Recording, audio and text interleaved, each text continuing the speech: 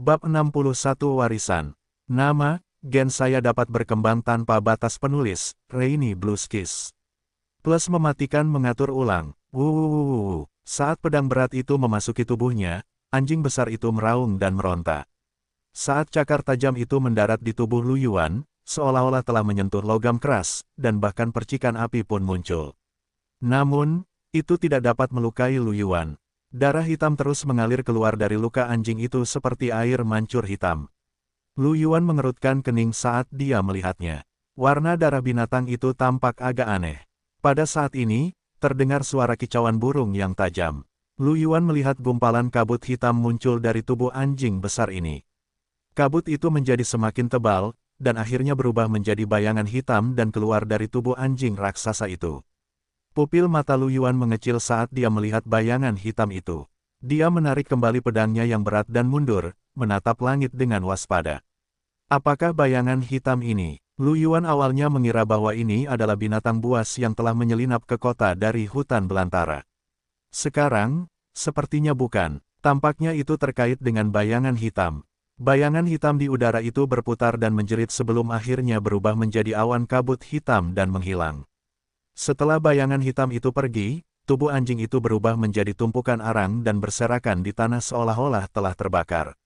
Lu Yuan melihat sekeliling dan memastikan bahwa bayangan hitam itu telah menghilang sebelum dia menyingkirkan pedangnya yang berat. Dia melihat sisa-sisa hangus di tanah, lalu ke kabut hitam yang menyebar, dan alisnya berkerut. Sebelumnya, bayangan hitam itu tampaknya menyebabkan kematian mendadak ketika memasuki tubuh seseorang.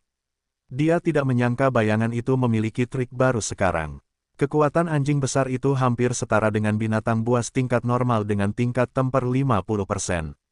Jika ini disebabkan oleh bayangan hitam, itu berarti kemampuannya mungkin telah meningkat lagi.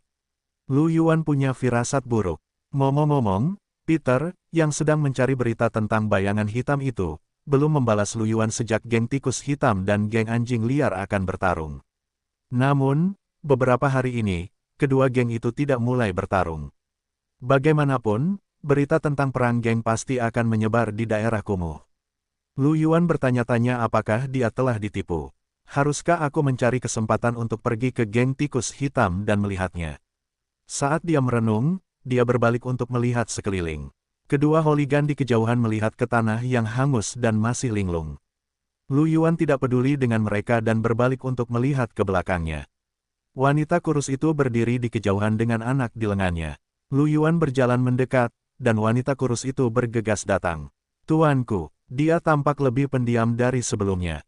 Bagaimanapun, meskipun wanita kurus itu tahu bahwa Lu Yuan adalah seorang pejuang genetik, dia tidak tahu seberapa kuat dia karena dia hanya berurusan dengan dua orang penjahat. Sekarang wanita kurus itu melihat dengan mata kepalanya sendiri bahwa Lu Yuan dapat mengalahkan monster sebesar itu. Dia secara alami lebih gugup saat menghadapi Lu Yuan. Baiklah, Lu Yuan tersenyum. Ayo pergi. Oh oke. Lu Yuan pergi bersama wanita kurus itu. Kedua penjahat itu akhirnya sadar kembali. Mazi menatap punggung Lu Yuan dan berkata, prajurit genetik itu terlalu kuat. Ya, membunuh monster sebesar itu terasa semudah makan dan minum.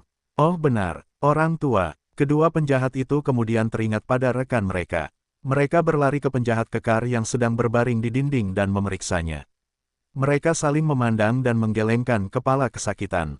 Dia sudah mati. Bawa dia kembali dan beri dia pemakaman yang layak. Meskipun mereka berdua sedih, itu tidak bisa diterima. Bergabung dengan sebuah geng berarti mereka bisa bertarung dengan geng lain kapan saja, dan kematian adalah hal yang biasa. Dia hanya tidak menyangka akan mati di bawah cakar monster. Lu Yuan berjalan lewat bersama wanita kurus itu. Di jalan yang tidak jauh dari sana, pinggir jalan kembali ramai.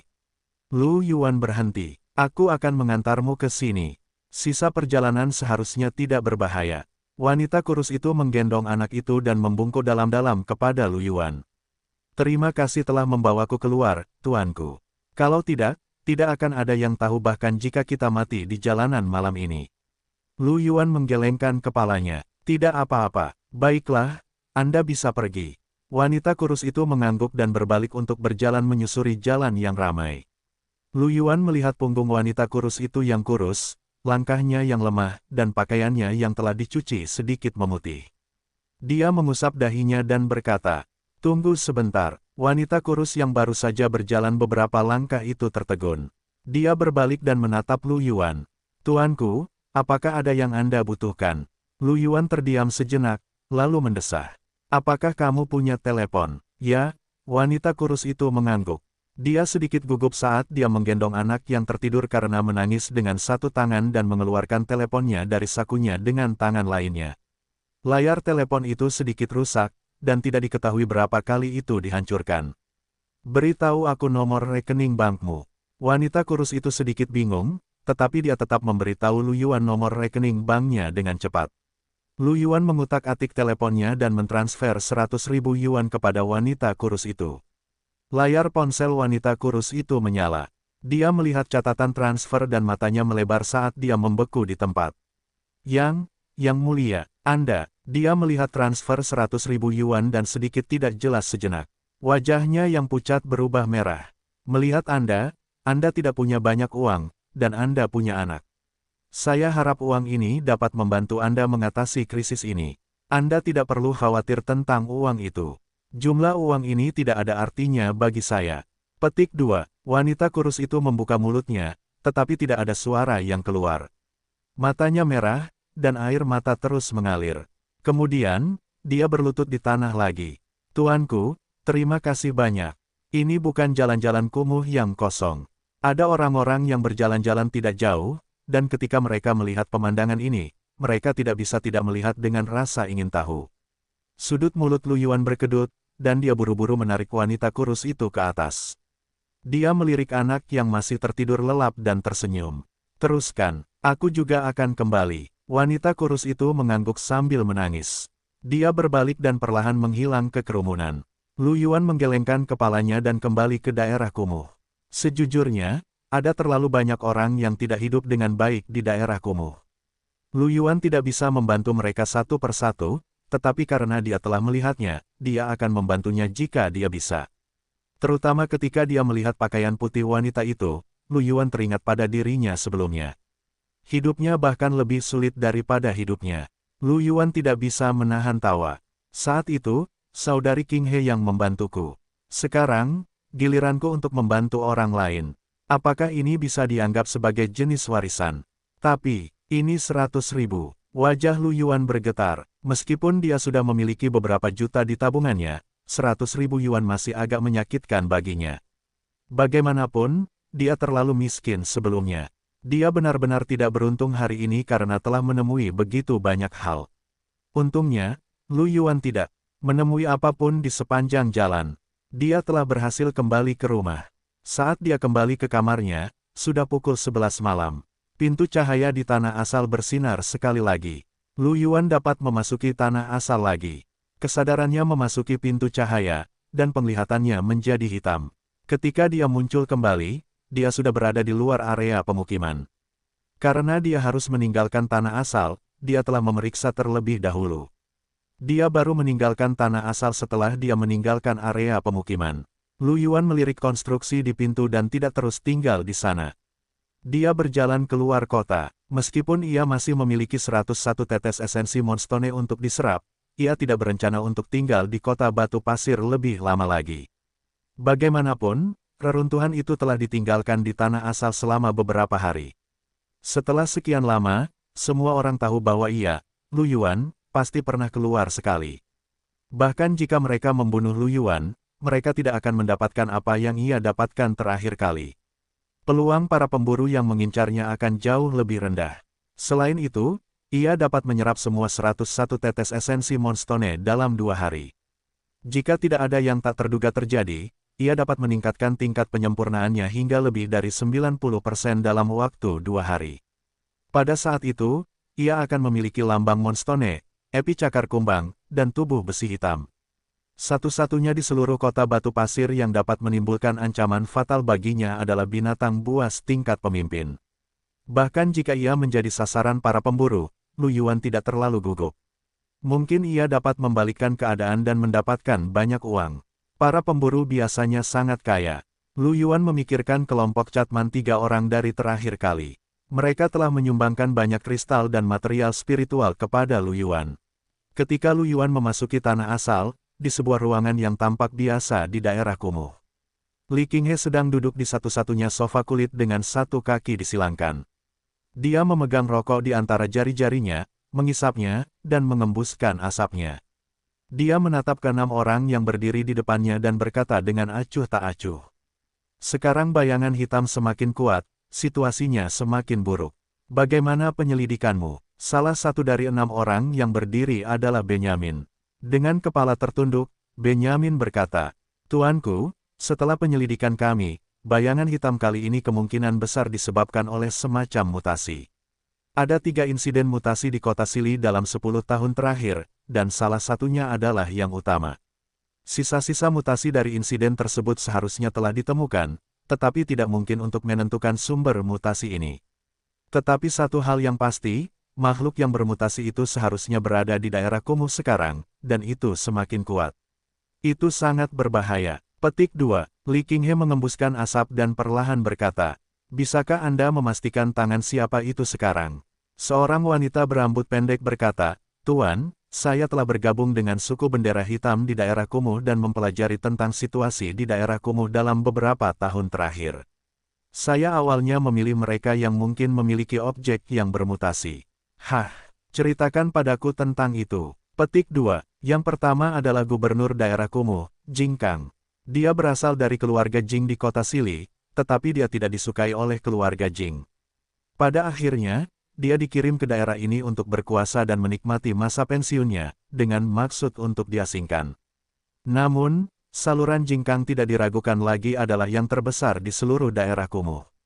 Jika ada objek yang bermutasi, dia akan memiliki peluang tertinggi untuk bersentuhan dengannya. Petik 2. Yang kedua adalah Lucius si serigala penyendiri. Dia adalah pemburu liar yang cukup terkenal dan bermarkas di daerah kumuh. Dengan kekuatan dan status Lucius, dia bisa saja mendirikan markasnya di daerah perkotaan lain, tetapi dia memilih untuk melakukannya di sini. Pasti ada alasan di balik ini. Dalam beberapa tahun terakhir, kekuatan Lucius telah meningkat pesat, yang mungkin terkait dengan objek abnormal ini. Yang ketiga adalah pemimpin geng anjing liar, Sueren. Dia lahir di kelas bawah daerah kumuh. Ayahnya pernah memaksa ibunya menjadi pelacur dan memaksanya untuk mengemis. Pada akhirnya, dia membunuh ayahnya dengan tangannya sendiri saat dia berusia 12 tahun. Sejak saat itu, dia bergabung dengan geng dan mulai bekerja. Pria ini kejam dan akan melakukan apa saja untuk mencapai tujuannya. Geng anjing liar yang didirikannya sekarang menjadi geng terbesar di daerah kumuh, dan mereka akan melakukan apa saja yang ilegal. Dia juga seorang pejuang genetik, tetapi dia tidak sekuat itu. Saya hanya bisa mengatakan bahwa ada kemungkinan. Petik 2. Yang keempat adalah penegak hukum, Suihu. Dia sangat kuat, tetapi dia bersekongkol dengan geng lain, bertindak sebagai kedok untuk tindakan banyak geng. Dia bahkan bos di balik layar geng besar, geng bambu hijau.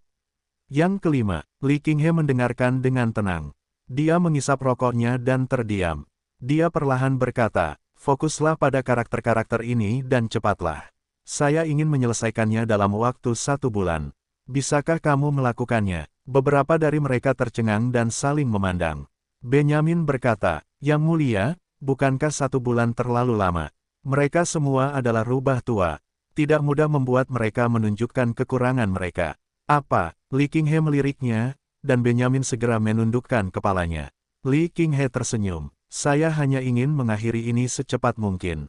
Saya tidak ingin ada yang terburu-buru." Beberapa dari mereka saling memandang, mata mereka dipenuhi dengan keterkejutan. "Dengan status Anda, siapa yang berani terburu-buru? Jangan bertanya apa yang tidak seharusnya Anda tanyakan."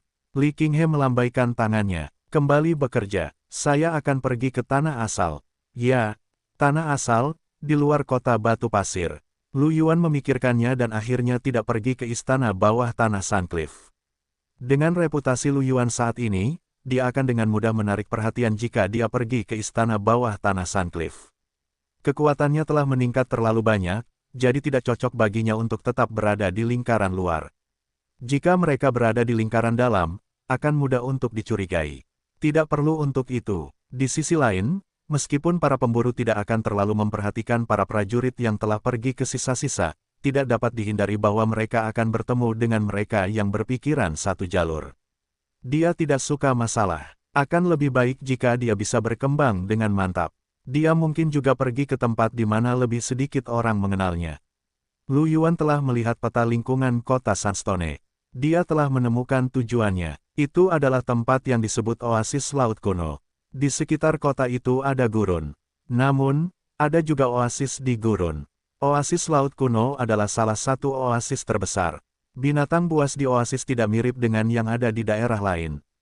Sebaliknya, mereka lebih seperti binatang buas di hutan. Para liar di sana lebih kuat. Bahkan level terendah adalah binatang normal dengan tempering 50%. Bahkan dikatakan bahwa di kedalaman oasis, ada binatang buas tingkat bos yang sangat dekat dengan level 1. Itu akan sangat kuat. Bagi Lu Yuan, area luar oasis Laut Kuno sangat cocok untuknya. Selain itu, oasis Laut Kuno itu sangat besar. Selama dia tidak menunjukkan kekuatannya di depan orang lain, dia tidak akan ditemukan. Lu Yuan bergerak ke arah oasis Laut Kuno. Oasis Laut Kuno berada di arah yang berlawanan dengan istana bawah tanah Suncliff. Lu Yuan pergi dari gerbang kota lain. Di balik gerbang kota itu ada gurun. Oasis Laut Kuno itu berjarak ratusan kilometer dari kota. Dengan kecepatan para pejuang genetik, mereka akan membutuhkan beberapa hari untuk sampai di sana. Lu Yuan tidak terburu-buru. Ada juga binatang buas di padang pasir. Dia bisa berburu binatang buas sambil bergerak. Di pasar di luar istana bawah tanah Suncliff, Bersafimi menatap Jingba di sampingnya, wajahnya penuh dengan ketidaksabaran. Sudah berhari-hari, apakah kamu tidak melihat manusia itu muncul lagi? Jingba menggerakkan sudut mulutnya dan berkata dengan ekspresi tak berdaya. Itu benar, Nona ketiga. Kami belum melihat manusia itu lagi. Kami kehilangan jejaknya setelah dia kembali ke kota batu pasir bersama Liu Si. Bersa mengerutkan kening. Apakah dia pergi ke tempat lain? Dia bertanya. Ini, tidak mungkin, kan? Jingba ragu-ragu sejenak sebelum berkata. Bagi Lu Yuan, istana bawah tanah Suncliff adalah area yang paling dikenalnya. Jika dia pergi ke area lain, dia mungkin menghadapi banyak bahaya saat dia membiasakan diri dengan area tersebut. Untuk seorang pejuang genetik biasa, dia tidak akan mengubah area secepat itu. Lalu mengapa dia tidak muncul setelah sekian lama? Bersa mengerutkan kening. Ini, mungkin dia mendapatkan banyak keuntungan terakhir kali dan ingin keluar setelah mencerna semua keuntungannya. Bersa berpikir sejenak dan merasa bahwa kata-kata Pekingese itu masuk akal. Dia mengangguk. Kalau begitu, mari kita tunggu sedikit lebih lama. Jingba mengangguk dan berkata, Nona ketiga, jangan khawatir. Aku akan meminta orang-orang mengawasi tempat ini. Jika ada pergerakan dari Lu Yuan, aku akan segera memberitahumu. Itu bagus. Aku akan pergi berburu juga. Bersa mengangguk dan memasuki istana bawah tanah. 2 hari kemudian, Lu Yuan telah berjalan sekitar 100 km di padang pasir. Sepanjang jalan, dia telah membunuh ratusan kalajengking pasir, semut pasir, dan serigala pasir, dan mengumpulkan banyak bahan. Untungnya, seiring peningkatan level kultivasinya, ruang untuk rune pertempurannya menjadi semakin besar, jadi bukan berarti dia tidak bisa menyimpannya. Kalau tidak, hati Lu Yuan akan sakit jika dia kehilangan beberapa bahan. Di daerah gurun, Lu Yuan sedang beristirahat di tempat teduh di bawah pilar batu. Dia mengambil secangkir air dan meneguknya beberapa kali sebelum menghembuskan napas pelan. Jaraknya sekitar 100 km, aku ingin tahu kapan aku bisa mendapatkan tunggangan.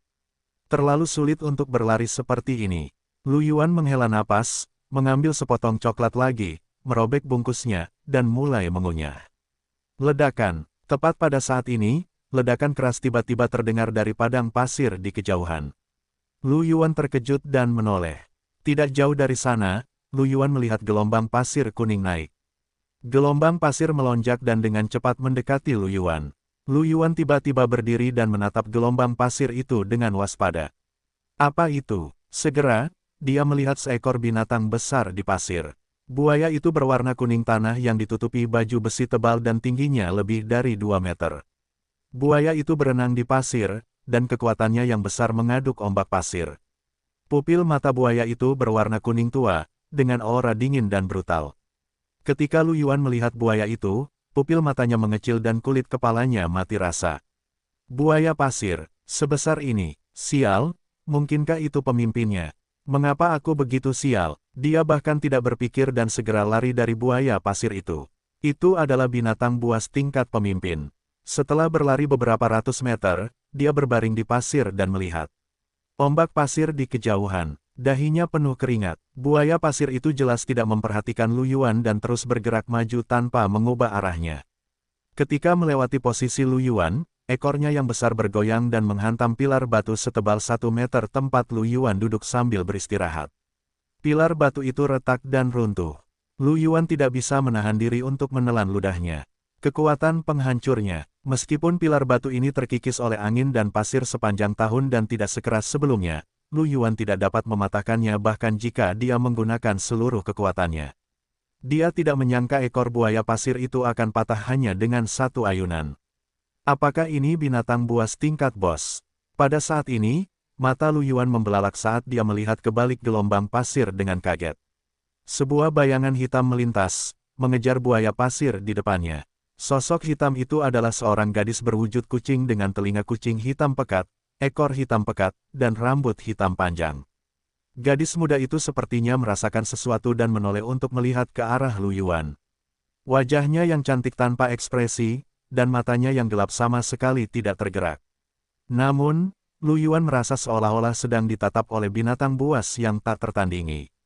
Seluruh tubuhnya menjadi dingin. Gadis berwujud kucing itu hanya melirik Lu Yuan sebelum mengalihkan pandangan dan terus mengejar buaya pasir yang besar itu. Namun, Lu Yuan tampaknya telah kehilangan seluruh kekuatannya dan jatuh ke tanah, terengah-engah. Matanya dipenuhi dengan ketidakpercayaan. Buaya pasir setinggi mata sedang diburu. Catwoman begitu kuat sehingga dia bisa merasakan ancaman kematian hanya dengan sekali pandang gelombang pasir berangsur-angsur menghilang. Lu Yuan tidak bangun sampai buaya pasir dan gadis berwujud kucing menghilang dari pandangannya. Dia menepuk-nepuk debu dari tubuhnya, mengembuskan napas, dan terus bergerak ke arah oasis laut kuno. 2 hari kemudian, Lu Yuan memanjat bukit pasir dan melihat hutan hijau di depannya. Dia tersenyum. Akhirnya aku tiba di oasis laut kuno. Dia melangkah maju dan berjalan menuju oasis. Pada saat ini, pasir kuning tidak jauh dari Lu Yuan tiba-tiba meletus. Sebuah bayangan hitam besar bergegas menuju Lu Yuan. Jantung Lu Yuan bergetar. Dia menoleh tiba-tiba dan melihat mulut berdarah penuh gigi tajam. Pupil matanya mengerut saat dia menginjak tanah, menciptakan lubang kecil di pasir kuning. Tubuhnya tiba-tiba mundur beberapa meter. Bayangan hitam itu jatuh di tempat Lu Yuan berada. Lu Yuan melihat wajah penyerang dengan jelas. Itu memiliki baju besi sisik kuning, 4 anggota badan di tanah, dan tubuh yang besar. Itu adalah buaya pasir. Buaya pasir banyak ditemukan di daerah gurun kota batu pasir. Mereka akan bersembunyi di pasir dan menyergap para pejuang genetik yang lewat. Lu Yuan telah melihat pos di wilayah kota batu pasir. Banyak pejuang genetik telah meninggalkan tanah asal setelah disergap oleh buaya pasir. Dia telah melihat terlalu banyak keluhan ini. Bahkan Lu Yuan telah menghadapi beberapa serangan diam-diam dari buaya pasir di sepanjang jalan. Yang paling dipengaruhi Lu Yuan tentu saja buaya pasir setinggi mata dari 2 hari yang lalu. Ada juga gadis berwujud kucing yang mengejar buaya pasir kelas pemimpin. Buaya pasir di depannya tingginya sekitar 1,5 meter. Itu adalah tinggi yang tidak normal. Kekuatan rata-rata buaya pasir biasa berkisar antara 50% hingga 80% tempering, dan tinggi bahu mereka berkisar antara setengah meter hingga 1 meter. Buaya pasir setinggi 1,5 meter jelas berada di luar jangkauan buaya pasir biasa. Selain itu, auranya yang kuat juga merupakan pernyataan kekuatan buaya pasir. Itu adalah buaya pasir kelas elit. Lu Yuan mengerutkan bibirnya, menunjukkan sedikit kegembiraan. Aku tidak menyangka akan bertemu dengan binatang buas tingkat elit di sini. Sudah berapa lama sejak terakhir kali aku bertemu dengannya? Terakhir kali dia bertemu dengan binatang buas tingkat elit adalah saat sebelum terakhir kali dia memasuki tanah sumber asal, dan dia bertemu dengan golem kecil tingkat elit di istana bawah tanah Suncliff. Sayangnya, golem itu tidak menjatuhkan barang bagus apapun. Golem itu hanya menjatuhkan 1 set baju besi kualitas normal. Raung, melihat Lu Yuan berhasil menghindari serangan itu, buaya pasir itu pun meraung marah. Matanya yang kuning dipenuhi dengan keganasan. Keempat anggota tubuhnya terdorong dari tanah dan dengan cepat merangkak ke arah Lu Yuan. Lu Yuan mengepalkan pedang beratnya dengan kedua tangan, menghentakkan kaki ke tanah, dan bergegas menuju buaya pasir itu. Ia mengayunkan pedang berat di tangannya, dan cahaya pedang hitam menebas ke arah buaya pasir itu. Buaya pasir itu memutar tubuhnya dengan gesit dan menghindari cahaya pedang itu. Ekornya yang tebal menyapu ke arah Lu Yuan. Kaki Lu Yuan menyapu dan bertabrakan dengan ekor besar buaya pasir itu. Bang! Dengan suara teredam, Lu Yuan mundur 2 langkah, sementara tubuh besar buaya pasir itu langsung ditendang oleh kekuatan yang kuat sejauh hampir 10 meter, jatuh ke tanah. Sebelum Lu Yuan dapat terus menyerang, buaya pasir itu telah berbalik dan memanjat lagi. Kali ini, ia tidak bergegas dengan marah. Sebaliknya, ia menatap Lu Yuan dengan waspada. Lu Yuan juga mengangkat alisnya karena terkejut. Meskipun buaya pasir itu sedikit lebih lemah darinya, ia tetap sangat kuat. Perlu diketahui bahwa Lu Yuan telah menyerap semua saripati batu bulan dalam 4 hari ini. Pada saat ini, penempaan gen Lu Yuan telah mencapai 91%. Setelah menyerap begitu banyak saripati batu bulan, efek khusus saripati batu bulan mulai terlihat. Pada saat ini, pertahanan fisik dan kekuatan Lu Yuan lebih kuat dari sebelumnya. Selain tubuh besi hitamnya yang kuat, juga batu bulan yang meningkatkan keseluruhan kekuatannya. Pada saat ini, meskipun kekuatannya sedikit lebih lemah daripada prajurit tipe penyerang dengan penempaan yang sama, itu tidak jauh lebih lemah. Kekuatan buaya pasir mungkin sekitar 80%. Jika bukan karena Lu Yuan, mungkin tidak akan ada banyak prajurit genetik di seluruh kota batu pasir yang dapat menjadi ancaman bagi buaya pasir. Prajurit biasa dengan tingkat pengasahan 100% tidak akan sebanding dengan binatang buas elit dengan tingkat pengasahan 80%. Sayangnya, ia bertemu dengan Lu Yuan. Kamu sangat tidak beruntung hari ini. Lu Yuan menyeringai. Dia melangkah maju dan menyerang buaya pasir itu lagi. Buaya pasir itu meraung dan menyerang Lu Yuan lagi. Kali ini, pasir kuning berputar-putar di cakar buaya pasir itu, membentuk cakar pasir kuning tajam, yang mencakar Lu Yuan. Cakar pasir dan pedang berat Lu Yuan bertabrakan. Dentang, suara besi beradu terdengar. Lu Yuan dan buaya pasir itu terpisah lagi, dan buaya pasir itu mundur beberapa meter. Namun, jarak mundurnya kali ini lebih pendek dari sebelumnya. Lu Yuan menatap pasir kuning yang menghilang dan mengangkat alisnya. Keterampilan tempur cakar pasir. Lu Yuan tentu saja pernah melihat buaya pasir dalam ilustrasi binatang buas kota batu pasir. Teknik tempur yang dikuasai buaya pasir elit adalah cakar pasir. Teknik tempur ofensif, menggunakan pasir kuning untuk meningkatkan kekuatan, teknik tempur ofensif yang sangat eksplosif. Keterampilan tempur Lu Yuan adalah keterampilan tempur tipe pertahanan. Dalam hal kekuatan ofensif, secara alami tidak sebaik cakar pasir. Meski begitu, Lu Yuan masih bisa menekan teknik tempur ofensif eksplosif buaya pasir dengan teknik tempur defensif. Jika itu orang lain, mereka pasti akan terkejut. Lu Yuan menghentakkan kaki ke tanah dan menyerang buaya pasir lagi. Raungan, buaya pasir melihat bahwa keterampilan tempurnya yang paling kuat tidak sebagus Lu Yuan. Dengan raungan rendah, ia berbalik dan mencoba melarikan diri. Sebagai binatang buas elit dengan tingkat tempering yang tinggi, ia sudah memiliki tingkat kecerdasan tertentu. Sayangnya, buaya pasir bukanlah binatang buas elit yang dikenal karena kecepatannya. Selain itu, Lu Yuan mendapat dukungan dari batu bulan, jadi kecepatannya tidak lambat. Hampir seketika, Lu Yuan berdiri di depan buaya pasir. Pedang berat di tangannya membentuk lengkungan yang indah dan menebas buaya pasir dengan mulus. Awalnya, buaya pasir masih bisa memblokir beberapa serangan dengan cakar pasir mereka. Setelah memblokir 4 atau 5 serangan, buaya pasir itu tertebas pada baju besi sisiknya. Luka besar muncul di baju besi sisik, dan darah menyembur keluar. Buaya pasir itu menjerit melengking, berbalik, dan mencoba melarikan diri. Namun, bagaimana mungkin Lu Yuan membiarkannya melakukan apa yang diinginkannya? Serangan terus-menerus itu melukai buaya pasir itu lagi. Pada akhirnya, pedang Lu Yuan menembus baju besi sisik di leher buaya pasir itu. Tubuh buaya pasir itu menegang dan jatuh dengan keras ke tanah, kehilangan vitalitasnya. Lu Yuan menghunus pedang beratnya dan mengibaskan darah di atasnya. Dia menatap mayat buaya pasir itu dengan penuh harap.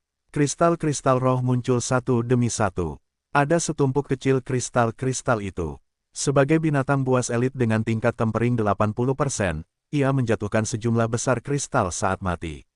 Namun, perhatian Lu Yuan tidak tertuju pada kristal spiritual. Ia melihat cahaya hijau yang muncul pada buaya pasir dan tersenyum. Item kelas elit. Ini adalah item kelas elit kedua yang ia peroleh. Tentu saja, batu bulan level boss tidak dihitung. Ia segera mengambil bola cahaya itu.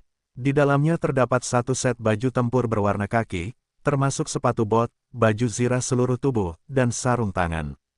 Dibandingkan dengan baju zirah kumbang batu yang diperoleh Lu Yuan di awal, baju zirah ini terlihat jauh lebih mewah. Setidaknya, baju zirah ini dapat menutupi sebagian besar tubuh. Dan dia terlihat cukup heroik. Tanah asal mengirimkan informasi tersebut ke pikiran Lu Yuan. Baju tempur siluman gurun tersebut terutama meningkatkan kekuatan, tetapi juga meningkatkan pertahanan dan kelincahan. Selain kemampuan pertahanan yang disediakan oleh baju zirah itu sendiri, dapat dikatakan bahwa itu adalah perlengkapan yang cukup bagus. Tempering Lu Yuan telah mencapai 91%. Namun, salah satu batu bulan adalah senjata Geno kelas pemimpin. Akan tetapi, dia adalah prajurit tipe penjaga, jadi kekuatan fisiknya jauh lebih kuat daripada prajurit genetik lainnya. Tidak masalah baginya untuk dilengkapi dengan perlengkapan ini. Dia mengeluarkan senjata Genonya dan menyerap baju zirah siluman gurun tersebut. Seketika, kekuatan Lu Yuan meningkat sebesar 10%. Mungkin karena pertahanan Lu Yuan yang kuat, peningkatan pertahanannya tidak terlalu besar. Namun, kelincahannya juga meningkat hampir 5%. Bagi Lu Yuan, itu adalah peningkatan yang signifikan. Harus diketahui bahwa dengan peningkatan kekuatannya saat ini, pedang cakar kumbang bahkan tidak meningkatkan kekuatannya sebesar 10%. Itu adalah persenjataan Geno tipe senjata. Senjata Geno yang dijatuhkan oleh binatang buas yang sangat halus akan memiliki kualitas yang lebih tinggi daripada senjata elit. Lu Yuan mengambil kristal roh lagi. Ada total 349 kristal. Itu sebanding dengan kristal roh yang dijatuhkan oleh lebih dari 100 golem kecil. Setelah itu, Lu Yuan mengemasi bahan-bahan buaya pasir. Bahan buaya pasir yang paling berharga adalah kulitnya dan 4 gigi. Tajam yang panjangnya lebih dari 10 cm. Kulit dapat digunakan untuk membuat baju besi kulit, dan gigi tajam dapat digunakan untuk membuat belati dan peralatan lainnya. Hal-hal lain tidak dapat dijual untuk banyak kristal spiritual, jadi Lu Yuan tidak ingin menyia-nyiakan tempatnya. Setelah berkemas, Lu Yuan pergi dan berjalan menuju oasis-oasis laut kuno berukuran ratusan kilometer. Di tengahnya terdapat sebuah danau besar, yang disebut Laut Kuno. Dari sinilah oasis laut kuno mendapatkan namanya. Bagian dalam oasis dipenuhi dengan pohon-pohon besar yang tingginya puluhan hingga ratusan meter. Ada juga banyak semak di tanah. Ada serigala raksasa laut kuno, ular piton raksasa laut kuno, buaya pasir, cacing berduri laut kuno, dan segala macam binatang buas lainnya di oasis. Jumlah mereka cukup banyak, dan ada cukup banyak jenisnya. Kekuatan binatang buas yang mengamuk ini di atas 50%. Para pejuang genetik di sini dapat dikatakan sebagai salah satu kelompok terkuat di kota batu pasir. Di pinggiran oasis laut kuno, secara alami ada pasar yang dibentuk oleh para pejuang genetik untuk memperdagangkan berbagai bahan. Bagaimanapun, akan butuh waktu lama untuk kembali ke kota batu pasir dari oasis laut kuno, dan perjalanan pulang itu merepotkan. Para pedagang yang berpikiran bisnis tidak akan melepaskan kesempatan seperti itu. Ketika Lu Yuan mendekati oasis laut kuno, dia melihat sebuah gudang pohon kecil yang dibangun tidak jauh dari sana. Gudang pohon itu membentuk sebuah pasar, dan ukurannya sedikit lebih besar dari pintu masuk dan keluar istana bawah tanah Sun Cliff. Lu Yuan berjalan mendekat dan mendengar teriakan yang sama seperti yang ada di pasar di pintu masuk istana bawah tanah Sun Cliff. Ada tim prajurit genetik yang menuju oasis laut kuno, dan ada juga orang-orang yang membeli material dan menjual senjata genetik mereka.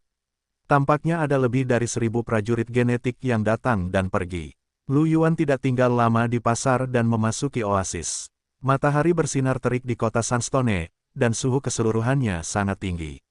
Udara panas dan pengap. Namun, setelah memasuki oasis, Lu Yuan dapat dengan jelas merasakan bahwa udaranya jauh lebih dingin.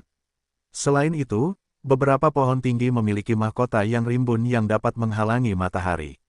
Ada juga area yang teduh di oasis. Tidak ada jalan di seluruh oasis, jadi mereka hanya dapat membuka jalan setapak di sepanjang semak-semak dan rumput liar. Lu Yuan menggunakan pedangnya yang berat untuk memotong semak berduri dan masuk jauh ke dalam hutan. Terdengar suara tajam dari sesuatu yang menerobos udara. Dia membalikkan tubuhnya sedikit dan melihat duri tajam yang panjangnya sekitar setengah meter melewati Lu Yuan. Lu Yuan menoleh dan melihat serangga aneh yang ditutupi cangkang putih. Serangga itu tampak ganas, tubuhnya ramping seperti ular, dan ada duri di dahinya. Cacing laut berduri kuno. Itu adalah binatang buas tipe serangga yang sangat cepat yang bisa menembakkan duri tajam. Mereka muncul berkelompok di oasis laut kuno, dan setiap kali muncul, mereka datang bergelombang. Mereka adalah salah satu binatang buas yang paling umum.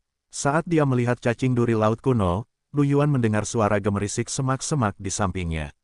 Cacing duri laut kuno berwarna putih muncul satu demi satu. Jumlahnya puluhan. Paku-paku di dahi mereka seperti anak panah panjang, melesat ke arah Lu Yuan. Paku-paku itu padat dan tidak ada ruang untuk bersembunyi. Lu Yuan menatap langit yang penuh dengan paku-paku, dan pupil matanya tidak bisa menahan diri untuk sedikit mengerut.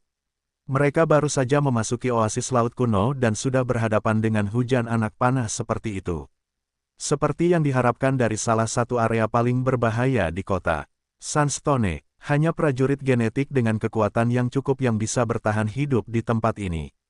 Tidak terlalu berbahaya di istana bawah tanah Suncliff. Dia mendesah dalam hatinya dan mengangkat pedang berat di tangannya untuk menghalangi kepalanya. Paku-paku tajam itu jatuh di baju besi siluman gurunnya dan tubuh besi hitamnya. Ding ding ding, suara renyah terdengar, dan Lu Yuan hanya merasakan sedikit sentuhan. Ketika duri-duri itu jatuh ke tanah, Lu Yuan tidak terluka. Ia bergegas maju dengan pedangnya yang berat dan dengan cepat tiba di depan seekor cacing laut berduri kuno. Pedang berat itu menyapu kepala cacing laut berduri kuno. Bas, cacing laut berduri kuno itu terpotong menjadi dua. Kepalanya jatuh ke tanah, dan tubuhnya terus berkedut. Ketika cacing laut berduri kuno lainnya melihat ini, mereka segera mengeluarkan teriakan yang menusuk telinga. Cacing itu terus menembakkan duri-duri ke arah Lu Yuan. Langit hampir tertutup oleh duri-duri itu. Lu Yuan tidak berekspresi. Dengan duri-duri di punggungnya, ia menyerang cacing laut berduri kuno itu dan membunuh mereka satu persatu dengan pedangnya. Lu Yuan membunuh lebih dari 20 cacing laut berduri kuno. Cacing laut berduri kuno lainnya ketakutan, berteriak, dan melarikan diri. Lu Yuan membunuh beberapa cacing laut berduri kuno lagi yang melarikan diri. Ia baru berhenti ketika yang tersisa telah habis. Ia mulai mengumpulkan rampasan perangnya. Setiap cacing duri laut purba menjatuhkan 6 kristal, dan dia telah memperoleh 180 kristal setelah membunuh 30 di antaranya. Dengan bahan dari cacing duri laut purba, dia dapat mengumpulkan 5 hingga 7 duri dari masing-masingnya. Ada sekitar 200 di antaranya. Itu berjumlah sekitar 200 kristal. Hanya dalam satu gelombang, dia telah memperoleh hampir 400 kristal spiritual. Terlalu mudah untuk mendapatkan kristal spiritual di sini. Lu Yuan tidak dapat menahan diri untuk tidak mendesah dan terus menjelajah lebih dalam ke oasis. Tidak lama setelah Lu Yuan pergi, 3 prajurit elf berjalan keluar dari balik semak-semak tidak jauh dari sana. Mereka melihat mayat di tanah dan bertukar pandang. Pertahanan manusia itu benar-benar kuat. Baginya, serangan gerombolan serangga berduri itu seperti geli. Dengan kekuatan sekuat itu, jika dia pernah ke sini sebelumnya, dia pasti punya reputasi, kan? Apakah dia baru di sini? Aku heran di mana dia biasa nongkrong. Yellow Sand Canyon, atau Blade Gobi. Kenapa dia tiba-tiba datang ke sini? Siapa tahu, beritahu saudara-saudari kita untuk tidak memprovokasi dia. Untuk menghindari masalah. Ya, 3 prajurit elf itu bergerak cepat di pepohonan dan menuju ke arah lain. Dalam beberapa hari berikutnya, Lu Yuan terus berburu di oasis laut kuno. Jumlah kristal spiritual yang dia dapatkan setiap hari jauh lebih banyak daripada yang dia dapatkan di istana bawah tanah Suncliff. Dia bisa mendapatkan sekitar 5.000 kristal spiritual. Ini juga karena Lu Yuan tidak menghabiskan seluruh waktunya untuk berburu binatang buas. Bagaimanapun, dia sudah memiliki cukup kristal spiritual, dan mungkin masih ada yang tersisa. Dia menghabiskan sebagian besar energinya untuk melatih kekuatan baja hitam. Pada sore ketiga kedatangan mereka di oasis laut kuno, Lu Yuan telah membuat beberapa kemajuan dalam kekuatan baja hitam. Dia telah mencapai level tertentu di level pertama. Dia sekarang dapat menggunakan 30% dari kekuatannya. Meskipun hanya 30%, itu sudah sebanding dengan teknik tempur biasa yang sedikit lebih lemah. Ini setara dengan Lu Yuan yang memiliki teknik tempur ofensif biasa tambahan dibandingkan dengan prajurit genetik lainnya. Dapat dikatakan bahwa kekuatannya telah meningkat pesat. Pada malam ketiga, Lu Yuan masih melatih kekuatan baja hitam. Pintu, cahaya dipulihkan lagi, dan dia meninggalkan tanah asal. Dia kembali ke dunia nyata. Kali ini, Lu Yuan tinggal di tanah asal selama total 7 hari. Itu 1 hari lebih banyak dari terakhir kali. Setelah meninggalkan tanah asal, Lu Yuan pergi ke Sue Wang untuk menjual bahan-bahan. Mata Sue Wang melebar saat dia melihat tumpukan bahan di tanah. Ya Tuhan, duri-duri serangga berduri itu. Kulit dan taring serigala raksasa laut purba dan kulit ular piton hutan laut purba. Lu Yuan, apakah kamu sekarang berada di oasis laut purba? Lu Yuan tersenyum, ada apa? Apakah ada masalah? Apakah ada masalah? Ini masalah besar. Bukankah peningkatanmu terlalu cepat? Bahkan belum sebulan sejak kamu terbangun dan kamu sudah tinggal di oasis laut purba, dan kamu melakukannya dengan sangat baik. Kamu benar-benar bukan pewaris keluarga besar. Sudah kubilang aku hanya orang biasa. Kalau begitu kau terlalu konyol.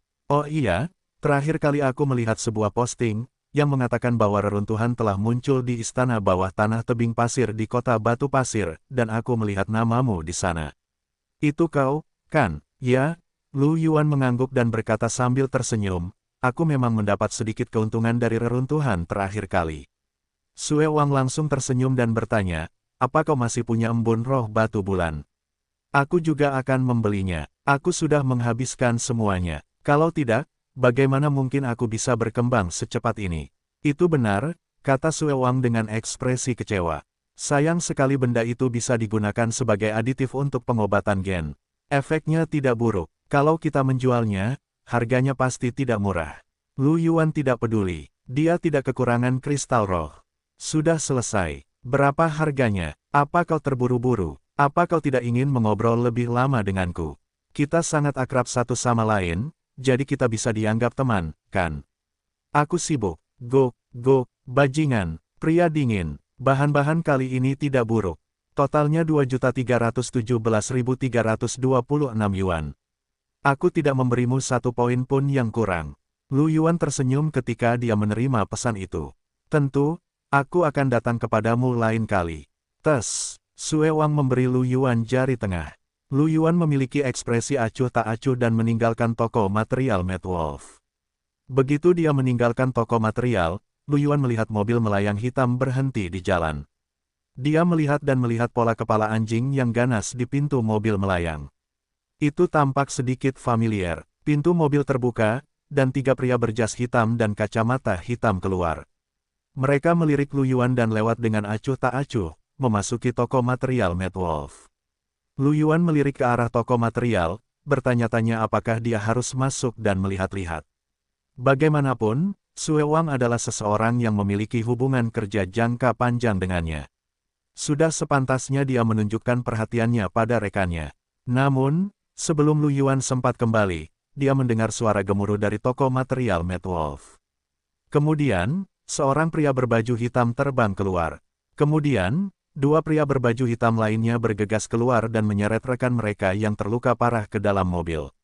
Mereka berbalik dan pergi. Lu Yuan kebingungan. Dia melihat ke arah toko material Mad Wolf dan menggelengkan kepalanya. Dari percakapan mereka sebelumnya, Sue Wang tampaknya adalah tuan muda keluarga mereka. Karena ini masalah keluarga, lebih baik dia tidak ikut campur mereka kembali ke daerah kumuh dari distrik komersial Jiuhu. Lu Yuan berencana untuk melakukan perjalanan ke sekolah bela diri Daming. Dia tidak pergi ke sekolah bela diri Daming selama beberapa hari. Dia tidak tahu apa yang dilakukan Franz selama ini, dan dia tidak melihatnya beberapa kali pertama dia pergi ke sana.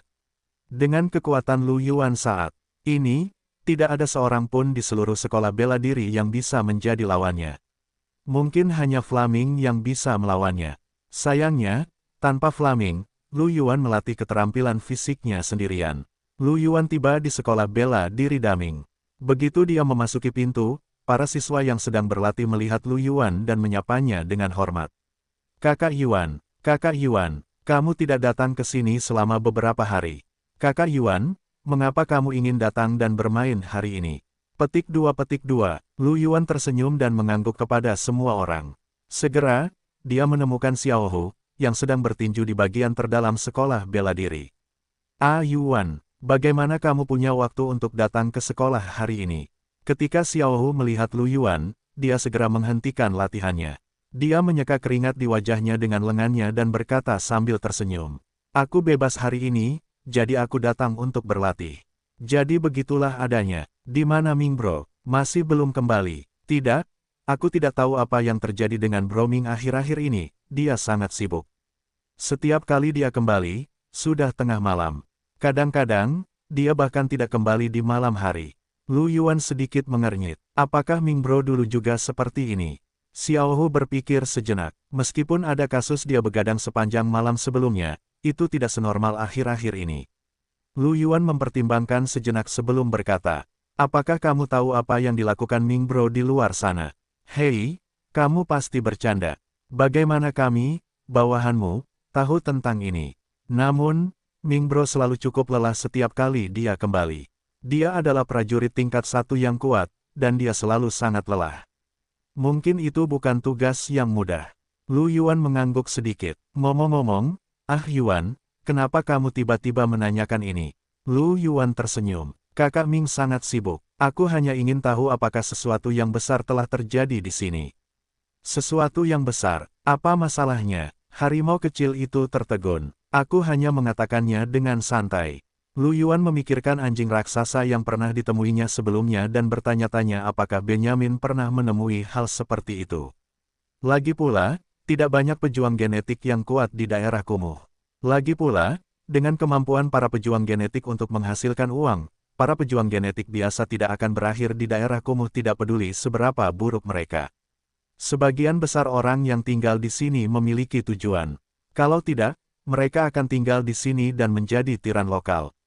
Sekarang, bayangan hitam itu tampaknya mampu menghadapi para pejuang genetik. Lu Yuan menduga bahwa para pejuang genetik di daerah kumuh akan menjadi sasaran cepat atau lambat. Dia tidak terlalu memikirkannya dan mengubah topik pembicaraan. "Xiaohu, apakah kamu ingin datang dan berlatih?" Ketika Xiaohu mendengar ini, dia menggelengkan kepalanya berulang kali. "Tidak, tidak, aku tidak berani berlatih dengan monster sepertimu. Terakhir kali, dia hampir mengirimku ke surga dengan satu pukulan." Lu Yuan memasang wajah polos. "Aku sudah menahan diri. Kamu bisa bermain sendiri." Xiaohu melambaikan tangannya dan mulai berlatih tinjunya sendiri. Lu Yuan mengangkat bahu dan melihat sekeliling, mencoba menemukan lawan. Namun, setiap kali mata mereka bertemu dengan mata Lu Yuan, para siswa di sekolah seni bela diri yang memiliki kekuatan yang layak akan berpaling, tidak berani melihat Lu Yuan. Lu Yuan tidak berdaya dan hanya bisa berlatih sendiri. Pukul 10.20 malam, Lu Yuan meninggalkan sekolah seni bela diri Daming. Jalan itu diterangi oleh cahaya kuning redup, yang membuatnya tampak sangat sepi dan sepi. Lu Yuan tidak peduli dan berjalan-jalan ke komunitas tempat tinggalnya. Namun, setelah Lu Yuan berjalan 2 blok, sebuah tembakan terdengar tidak jauh. Lu Yuan tertegun. Sebelum dia bisa bereaksi, rentetan tembakan yang padat terdengar. Bang bang bang bang bang. Mata Lu Yuan membelalak dan dia melihat ke atas dengan kaget. Apa yang terjadi? Baku tembak. Meskipun ada tembakan setiap hari, baku tembak yang intens seperti itu jarang terjadi bahkan di daerah kumuh. Pada saat ini, bayangan hitam melintas tidak jauh dan mendarat di taman kosong di sisi jalan. 4 prajurit Geno yang mengenakan baju besi dan senjata Geno mengelilingi seorang prajurit Geno di tengah. Di bawah cahaya, Lu Yuan dapat melihat wajah mereka dengan jelas. Prajurit genetik di tengah tampak tampan dan dewasa. Rambut hitamnya bercampur dengan helaian rambut putih, dan dia tampak seperti telah mengalami banyak hal. Wajahnya yang tanpa ekspresi memiliki jejak martabat dan kekejaman. Namun, di antara keempat prajurit genetik yang mengelilinginya, Lu Yuan melihat wajah yang dikenalnya. Itu benar-benar Peter dari geng tikus hitam. Lu Yuan melihat Peter dan tertegun. Kemudian, dia ingat, Peter mengatakan bahwa geng tikus hitam akan menyerang geng anjing liar. Keempat prajurit genetik ini berasal dari geng tikus hitam. Jadi, prajurit genetik yang dikepung itu adalah anggota geng anjing liar. Status Peter di geng tikus hitam tidak rendah, jadi status prajurit genetik yang dikepung itu mungkin juga tidak rendah, kan? Itu cukup untuk membuat Peter dan 3 prajurit genetik lainnya menyerangnya bersama-sama. Tepat saat Lu Yuan berpikir, seorang prajurit genetik pendek dan kurus dengan baju besi kulit hitam menatap pria paruh baya itu dan mencibir. Petik 2. Bos Sue, Anda tidak menyangka kami akan menyergap Anda di sini hari ini, bukan? Jika Anda ingin menyalahkan seseorang, salahkan diri Anda sendiri karena terlalu menonjol dalam beberapa tahun terakhir. Sekarang, Anda berani merebut wilayah geng tikus hitam kami. Kami tidak akan menelan amarah kami begitu saja. Pria parubaya di tengah melirik mereka berempat dan berkata, hanya kalian berempat. Senyum di wajah prajurit genetik dengan baju besi kulit hitam itu membeku. Dia kemudian berkata dengan dingin, Anda masih sangat keras kepala bahkan ketika Anda akan mati. Meskipun kekuatan Anda sangat kuat, mendekati peringkat kedua, kami memiliki 4. Serang. Atas perintahnya, cahaya roh berkedip-kedip di sekitar 3 prajurit genetik saat mereka menerkam ke arah pria paruh baya itu. Hanya Peter yang mundur dan mengeluarkan senjatanya dari kejauhan, membidik pria paruh baya itu. Lu Yuan tahu bahwa teknik pertarungan genetik Peter dapat meningkatkan penglihatan dinamisnya untuk waktu yang singkat. Serangan jarak jauh lebih bersahabat baginya. Adapun 3 lainnya, prajurit genetik dalam baju besi kulit hitam memegang 2 belati pendek. Adapun 2 lainnya, salah satunya adalah prajurit genetik tinggi yang memegang perisai di tangan kirinya dan bilah di tangan kanannya. Yang lainnya adalah seorang wanita, memegang tongkat di tangannya. Tepat pada saat ini, pria parubaya itu tiba-tiba mengeluarkan raungan rendah, dan garis-garis cahaya merah darah beredar di sekitar tubuhnya. Saat berikutnya, tubuhnya menghilang dari tempat itu dan langsung muncul di samping Peter di kejauhan. Kaki kanannya menyapu seperti cambuk raksasa, bersiul. Pupil mata Peter telah menjadi celah vertikal. Meskipun matanya dapat mengimbangi kecepatan pria parubaya itu, tubuhnya tidak bisa. Dia hanya bisa menyaksikan kaki pria parubaya itu menghantam pinggangnya. Bang! Tubuh Peter terbang ke udara dan menghantam patung air mancur di taman kecil itu. Retakan muncul di patung itu, dan tubuh Peter jatuh ke kolam di bawah patung itu, tak bergerak. Tidak diketahui apakah dia sudah mati atau masih hidup. Ketiga orang lainnya, membelalakan mata saat melihatnya. Pria berbaju kulit hitam itu terkejut. Kau berhasil menembus peringkat kedua. Aku hanya beruntung, pria parubaya itu mencibir. Aku baru saja berhasil menembus 2 hari yang lalu. Pria berbaju kulit hitam itu berbalik dan berlari tanpa berpikir. Seperti pria berbaju kulit hitam itu, ada 2 prajurit genetik lainnya. Namun, kecepatan pria parubaya itu terlalu cepat. Dia langsung menjatuhkan pria kuat dan wanita itu ke tanah dan mengejar pria berbaju kulit hitam yang melarikan diri.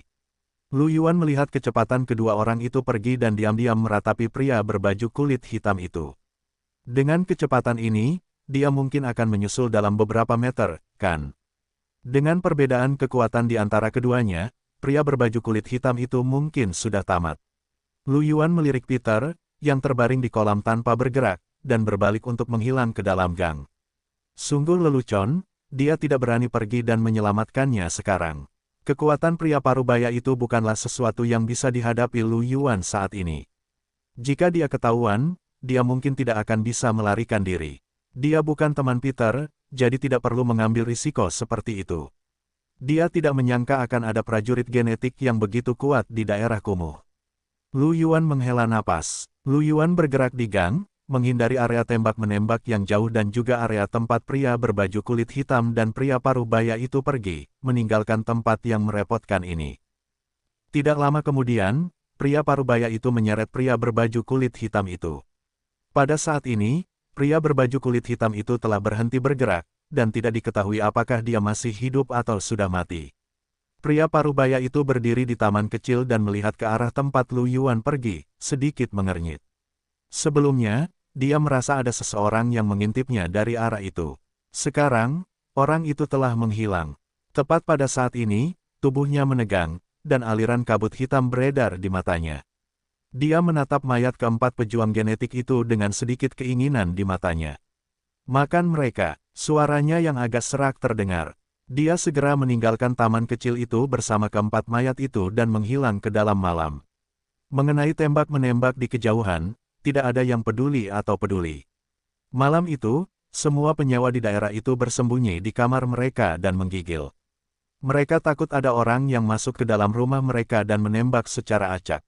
Bab 66 Kamu bisa meninggalkan kota Sili.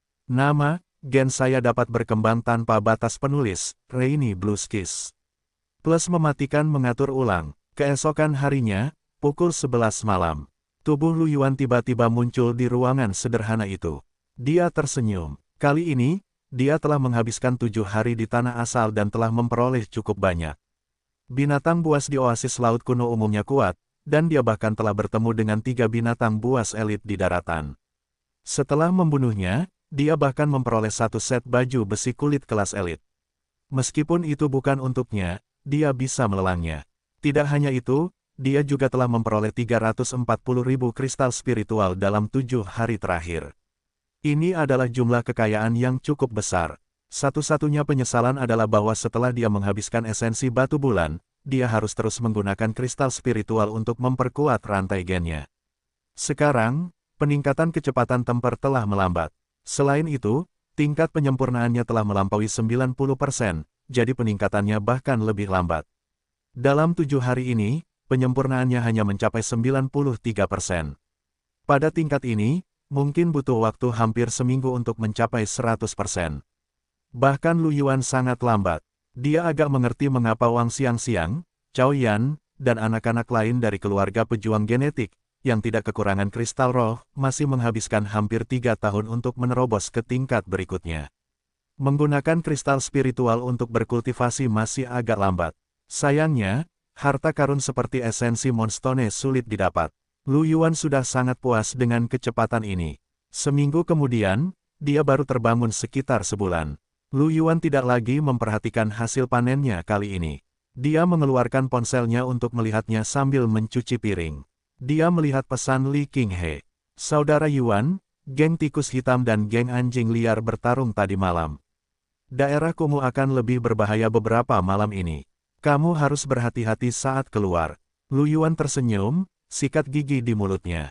Dia juga membalas Li Qinghe, menyuruhnya untuk berhati-hati. Setelah itu, Lu Yuan menemukan bahwa seseorang telah menandainya di obrolan grup untuk Future War Gods. Dia membukanya dan melihat bahwa seseorang telah memposting ulang sebuah artikel. Tadi malam, geng-geng di distrik selatan terlibat dalam pertempuran besar-besaran. Itu tentang baku tembak di daerah kumuh tadi malam. Lu Yuan membukanya dan melihatnya.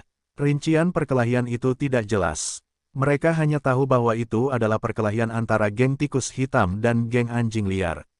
Jumlah peserta dan jumlah korban tidak dapat dihitung. Lu Yuan bisa mengerti, reporter mana yang akan mempertaruhkan nyawanya untuk melaporkan sebuah geng. Bahkan polisi tidak berani melakukannya. Apakah mereka lelah hidup? Berita tentang geng-geng di daerah kumuh selalu seperti ini. Wang Xiangxiang bertanya, Lu Yuan, apakah ini pihakmu? Bagaimana bisa begitu berbahaya? Beberapa ratus orang berkelahi. Saudara Yuan, apakah kamu baik-baik saja? Tanya Zhuo Ming. Guyu berpikir, bagaimana mungkin saudara Yuan dalam masalah? Dia begitu kuat, senjata biasa seharusnya tidak menjadi ancaman baginya, kan?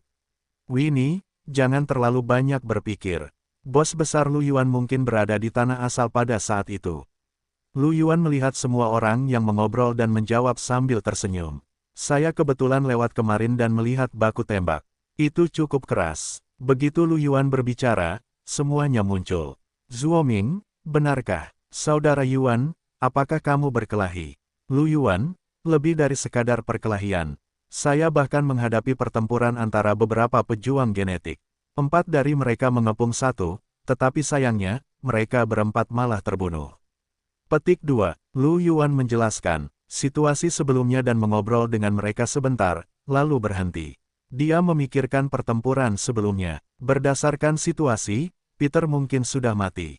Tidak, jika keempat prajurit genetik itu adalah petinggi geng tikus hitam, seluruh geng tikus hitam mungkin sudah tamat.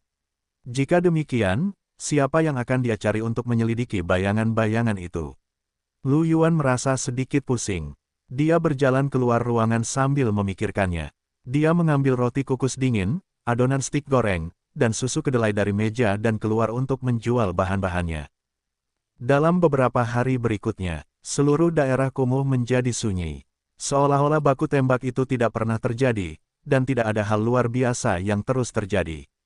Meskipun geng anjing liar telah menghancurkan geng tikus hitam, mereka tetap bersikap rendah hati dan tidak terus menimbulkan masalah. Kehidupan sehari-hari Lu Yuan juga sangat teratur. Pada malam hari, mereka akan memasuki tanah asal untuk berburu binatang buas dan mendapatkan kristal spiritual. Sejak masa tinggalnya di tanah asal ditingkatkan menjadi 7 hari, tidak peduli seberapa banyak dia meningkatkan kultivasinya, waktu yang bisa dia habiskan di tanah sumber asal tidak akan terus bertambah. Lu Yuan menduga bahwa ini adalah batasnya. Dia mungkin harus menunggu hingga dia berhasil mencapai level berikutnya sebelum dia dapat menambah waktu yang bisa dia gunakan untuk bertahan. Karena kekuatannya, Lu Yuan memperoleh banyak hal setiap hari. Tingkat penyempurnaannya telah mencapai 98%. Setelah meninggalkan Land of Origin, Lu Yuan pergi ke toko material Mad Wolf seperti biasa untuk menjual material kepada Sue Wang. Sebelum dia menyadarinya, tabungannya telah melampaui 10 juta. Saat tabungannya bertambah, Lu Yuan merasa sedikit mati rasa. Dia tampaknya tidak memiliki konsep apapun tentang uang. Bagaimanapun, dia bisa mendapatkan beberapa juta yuan setiap hari, dan sepertinya dia tidak akan bisa menghabiskan semuanya. Lu Yuan bahkan menghabiskan banyak uang untuk membeli ramuan berkualitas tinggi dan ramuan yang lebih kuat. Ramuan penyembuhan yang kuat harganya 120.000, ramuan kecepatan gerakan harganya 200.000, dan ramuan pertahanan harganya 150.000. Tidak hanya itu, Lu Yuan juga membeli racun kalajengking. Yang lebih kuat harganya 350.000 yuan dan penawarnya harganya 200.000 yuan. Meski begitu, dia masih memiliki lebih banyak uang daripada yang bisa dia belanjakan. Lu Yuan juga menyatakan bahwa dia tidak bisa menerimanya untuk sementara waktu. Apa cara terbaik untuk menghabiskan begitu banyak uang? Suatu hari, Lu Yuan datang ke toko material Mad Wolf lagi. Sue Wang, yang sedang memainkan permainannya, mengangkat kepalanya.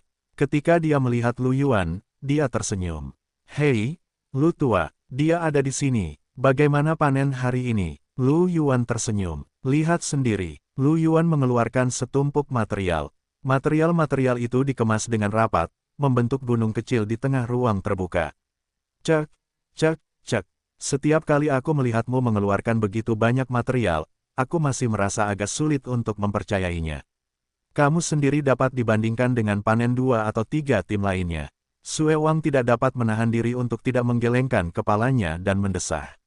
Lu Yuan memutar matanya. "Mengapa kamu berbicara begitu banyak omong kosong? Cepat dan hitung." Sue Wang tertawa saat dia menghitung material. Cakar serigala raksasa elit. Apakah kamu membunuh binatang elit lainnya?" Sue Wang menatap cakar hitam pekat yang panjangnya puluhan sentimeter di tangannya. Dia mengangkat alisnya dan tersenyum. "Ya, ada banyak binatang buas elit di oasis laut kuno. Jika aku beruntung, aku akan bertemu mereka. Apakah kamu memiliki peralatan kelas elit? Aku juga akan membelinya," kata Sue Wang. "Aku berencana untuk menjualnya di rumah lelang di kota Batu Pasir." Lu Yuan memutar matanya. "Uang tidak banyak gunanya. Aku ingin menukarnya dengan kristal spiritual." Cek, "Kamu benar-benar punya satu." Mata Sue Wang membelalak kaget. Bagaimanapun, senjata Geno elit itu berharga. Lu Yuan tersenyum. Tepat saat Sue Wang hendak berbicara lagi, pintu didorong terbuka dengan derit. Sue Wang mengangkat kepalanya secara tidak sengaja dan melirik. Tubuhnya menegang dan dia berdiri terpaku di tanah. Lu Yuan melihat ekspresi Sue Wang dan kemudian melihat kembali dengan ragu. Setelah melihat orang di belakangnya, pupil mata Lu Yuan menyusut. Ada keterkejutan di matanya dan keringat dingin keluar di punggungnya. Itu adalah pria parubaya yang tampan, dengan rambut abu-abu bercampur di antara rambut hitamnya. Wajahnya memiliki jejak martabat dan kesuraman. Dia berdiri di sana, sinar matahari menghalangi di belakangnya, membentuk bayangan. Itu adalah prajurit genetik yang dilihat Lu Yuan beberapa hari yang lalu. Berdasarkan apa yang dilihat Lu Yuan saat itu, kekuatannya mungkin sudah berada di peringkat kedua. Dia tidak menyangka akan bertemu dengannya di sini. Apakah orang ini mengenalinya? Jantung Lu Yuan berdebar kencang. Sue Wang, yang awalnya berjongkok di tanah, berdiri dengan ekspresi dingin. "Apa yang kamu lakukan di sini? Kamu tidak diterima di sini." Pria parubaya itu melirik Lu Yuan dan kemudian membuang muka. Dia menatap Sue Wang dan berkata dengan acuh tak acuh. "Aku tahu kamu tidak menyukaiku. Jika begitu, kamu dapat meninggalkan kota Sili dan tinggal di manapun yang kamu inginkan." Sue Wang terkejut. Dia menatap pria parubaya itu dengan kaget, lalu mencibir. Ada apa? Kamu mengirim seseorang untuk membawaku kembali sebelumnya, dan sekarang kamu tidak akan melakukannya. Pria parubaya itu menatap Sue Wang dan terdiam. Kemudian, dia perlahan menggelengkan kepalanya. Aku pergi. Jika kamu ingin pergi, pergilah. Setelah itu, pria parubaya itu berbalik dan meninggalkan toko, lalu menutup pintu lagi. Suasana di toko itu menjadi sunyi. Sue Wang menatap pintu tanpa ekspresi. Tidak ada yang tahu apa yang sedang dipikirkannya. Lu Yuan menghela napas lega. Sepertinya orang ini tidak ada di sini untuknya, tetapi untuk Sue Wang. Dia teringat beberapa pria berpakaian hitam yang datang untuk mencari Sue Wang. Mereka memanggilnya Tuan Muda Sue Wang. Sekarang, Sue Wang berkata bahwa pria parubaya inilah yang meminta seseorang untuk membawanya kembali. Mungkinkah pria parubaya ini adalah ayah Sue Wang? Tunggu, jantung Lu Yuan berdebar kencang. Terakhir kali dia bertemu pria parubaya ini adalah ketika dia disergap oleh para petinggi geng tikus hitam. Dengan kata lain, dia adalah anggota berpangkat tinggi dari geng anjing liar. Kekuatan peringkat 2, mungkinkah ini pemimpin geng anjing liar? Lu Yuan menatap Sue Wang dengan heran. Bukankah Sue Wang adalah putra mahkota geng anjing liar? Dia tidak menyangka dia memiliki identitas seperti itu. Setelah hening sejenak, Lu Yuan menatap Sue Wang dan bertanya. Sue tua, siapa orang itu bagimu? Sue Wang tersadar dan mencibir. Dia hanya bajingan. Lu Yuan menatap Sue Wang, yang menghitung bahan-bahan dalam diam setelah dia selesai berbicara. Dia tahu bahwa dia tidak punya niat untuk mengatakan lebih banyak, jadi dia tidak bertanya lebih lanjut. Bagaimanapun, orang itu tidak datang untuknya. Di luar toko bahan Mad Wolf, Sue Ren berjalan keluar dan berjalan menuju mobil melayang hitam dengan kepala anjing ganas terukir di atasnya. Di luar mobil melayang, seorang pria berpakaian hitam yang mengenakan kacamata hitam membuka pintu belakang dan berdiri dengan hormat. Sue Ren berdiri di depan pintu mobil dan berbalik untuk melihat toko bahan Mad Wolf. Setelah hening sejenak, dia berbalik dan masuk ke dalam mobil. Tepat ketika pria berpakaian hitam itu hendak menutup pintu, Sue Ren memikirkan sesuatu dan berkata dengan acuh tak acuh. Masih ada satu orang lagi di toko. Cari tahu siapa dia. Sue Ren merasa bahwa dia pernah merasakan orang-orang di toko sebelumnya. Mendengar kata-kata Sue Ren, pria berpakaian hitam itu berhenti dan mengangguk. Ya, mobil melayang itu terbang ke udara, berbalik, dan segera pergi. Sue Ren melihat ke toko material yang telah menghilang dari pandangannya. Dia perlahan menutup matanya, bersandar di kursinya, dan mendesah. Di tanah asal, oasis laut kuno. Di sebuah hutan, seekor ular piton laut kuno hitam pekat setebal ember membuka mulutnya dan menggigit Lu Yuan. Lu Yuan berteriak dengan suara rendah. Dia memegang pedang berat itu dengan kedua tangan dan menebasnya dengan keras. Pedang berat itu membawa serta angin pedang yang sangat tajam. Cahaya pedang hitam pekat melintas, dan menebas leher ular piton laut kuno itu. Pedang berat itu langsung memotong sisik tebal ular piton laut kuno itu. Seolah-olah tidak ada perlawanan, pedang itu langsung memotong tubuhnya yang tebal dan memenggalnya. Darah segar menyembur keluar saat ular laut kuno itu jatuh dengan keras ke tanah. Mayat tanpa kepalanya itu menggeliat hebat saat mengayunkan ekornya ke batang pohon, menyebabkan pohon sepanjang 10 meter itu bergetar.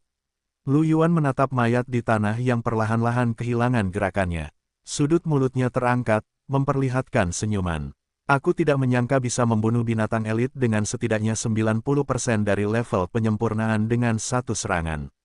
Kekuatan baja hitam itu terlalu kuat. Selama periode waktu ini, melalui upaya terus-menerus Lu Yuan, kekuatan baja hitamnya telah menembus level pertama dan mencapai level kedua. Itu bisa meningkatkan kekuatannya hingga 80%. Dengan demikian, Lu Yuan hanya membutuhkan satu serangan untuk membunuh seekor binatang buas elit yang tidak jauh lebih lemah darinya. Terutama jenis yang berkulit kasar dan berdaging tebal ini. Ini adalah kekuatan dari kekuatan baja hitam.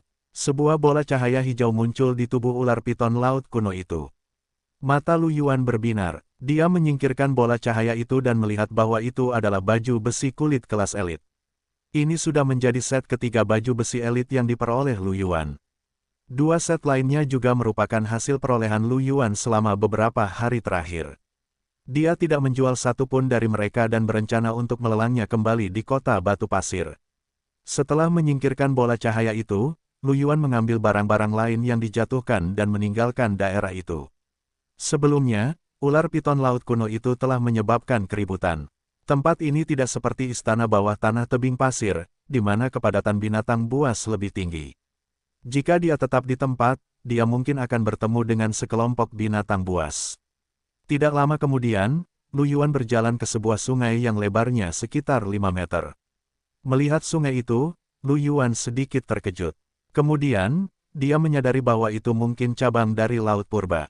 Dia melihat kedua sisi dan berpikir bahwa salah satunya pasti mengarah ke Laut Purba. Itu adalah area paling sentral dari seluruh oasis. Dikatakan bahwa ada sejumlah besar binatang buas elit di sana, dan bahkan binatang buas pemimpin akan muncul dari waktu ke waktu. Ini bukan sesuatu yang bisa dihadapi Lu Yuan sendirian. Namun, seharusnya tidak menjadi masalah baginya untuk melarikan diri. Dia tidak khawatir, jadi dia secara acak memilih arah dan berlari ke sana. Tidak lama kemudian, Lu Yuan menemukan dua buaya raksasa Laut Purba yang panjangnya lebih dari 3 meter dan ditutupi baju besi sisik abu-abu tergeletak di tanah. Mereka dengan santai menatap matahari. Lu Yuan mengangkat alisnya dan berjalan mendekat dengan pedangnya yang berat. Ketika Lu Yuan berada sekitar 20 meter dari mereka, kedua buaya raksasa itu memperhatikannya. Mereka semua menatap Lu Yuan dan meraung saat mereka menerkamnya. Kecepatan buaya raksasa itu di darat juga tidak lambat. Tentu saja, itu masih jauh lebih lambat dari Lu Yuan. Lu Yuan menghentakkan kakinya ke tanah dan melewati bagian tengah kedua buaya itu.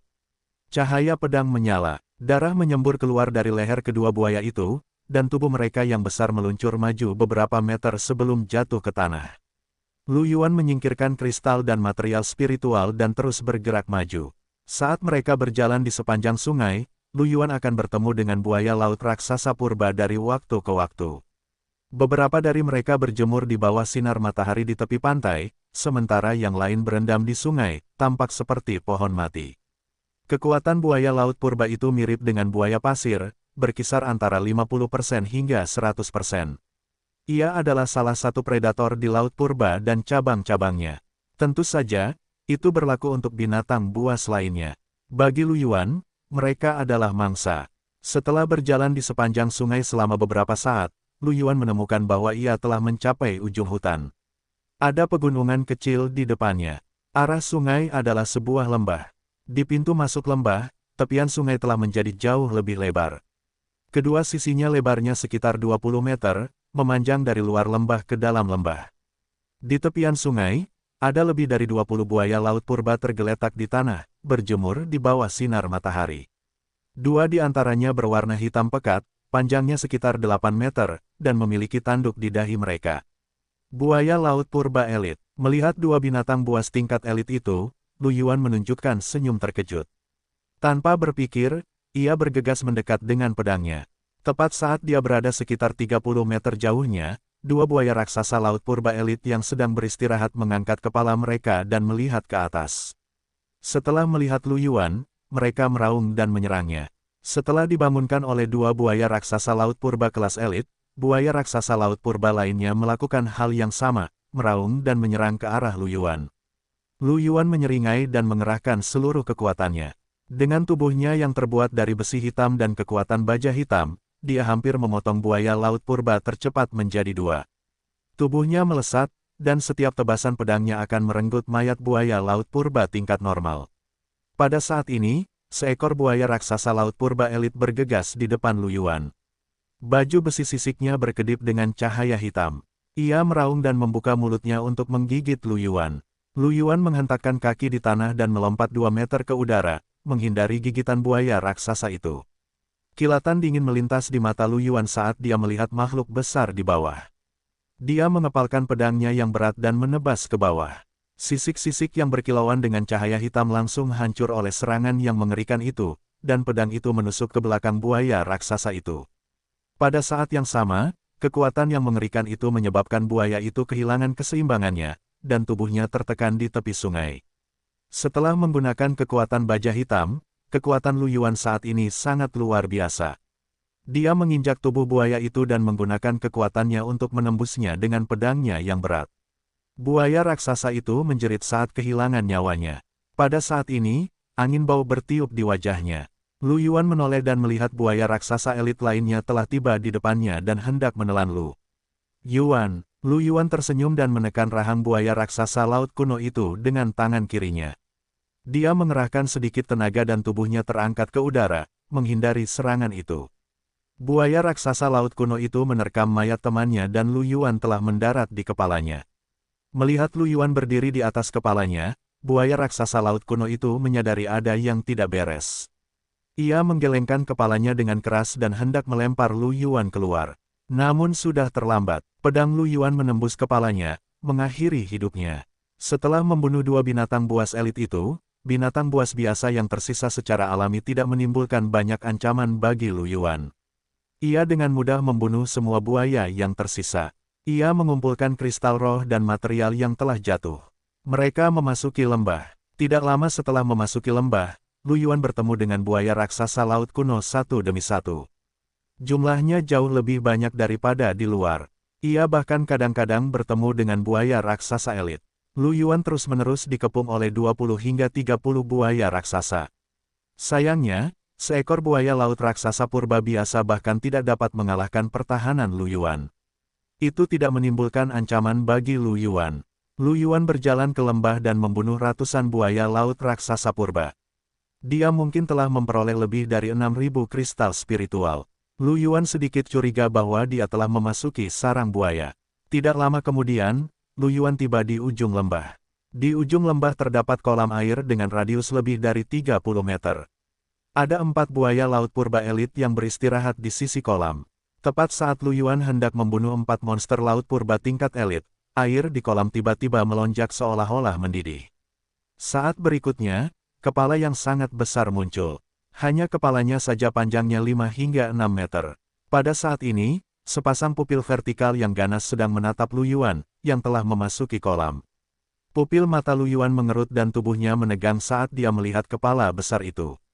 Ukuran ini, pemimpin, Setelah buaya laut raksasa purba di kolam melihat Lu Yuan, ia mengangkat kepalanya dan mengeluarkan raungan panjang. Air di kolam mendidih, dan saat berikutnya, buaya raksasa itu mendekati pantai. Wus, air didorong menjauh oleh buaya itu, dan tubuhnya yang besar perlahan-lahan terungkap. Buaya itu panjangnya lebih dari 14 meter. Baju besi kirin hitam pekat tampak sangat kokoh.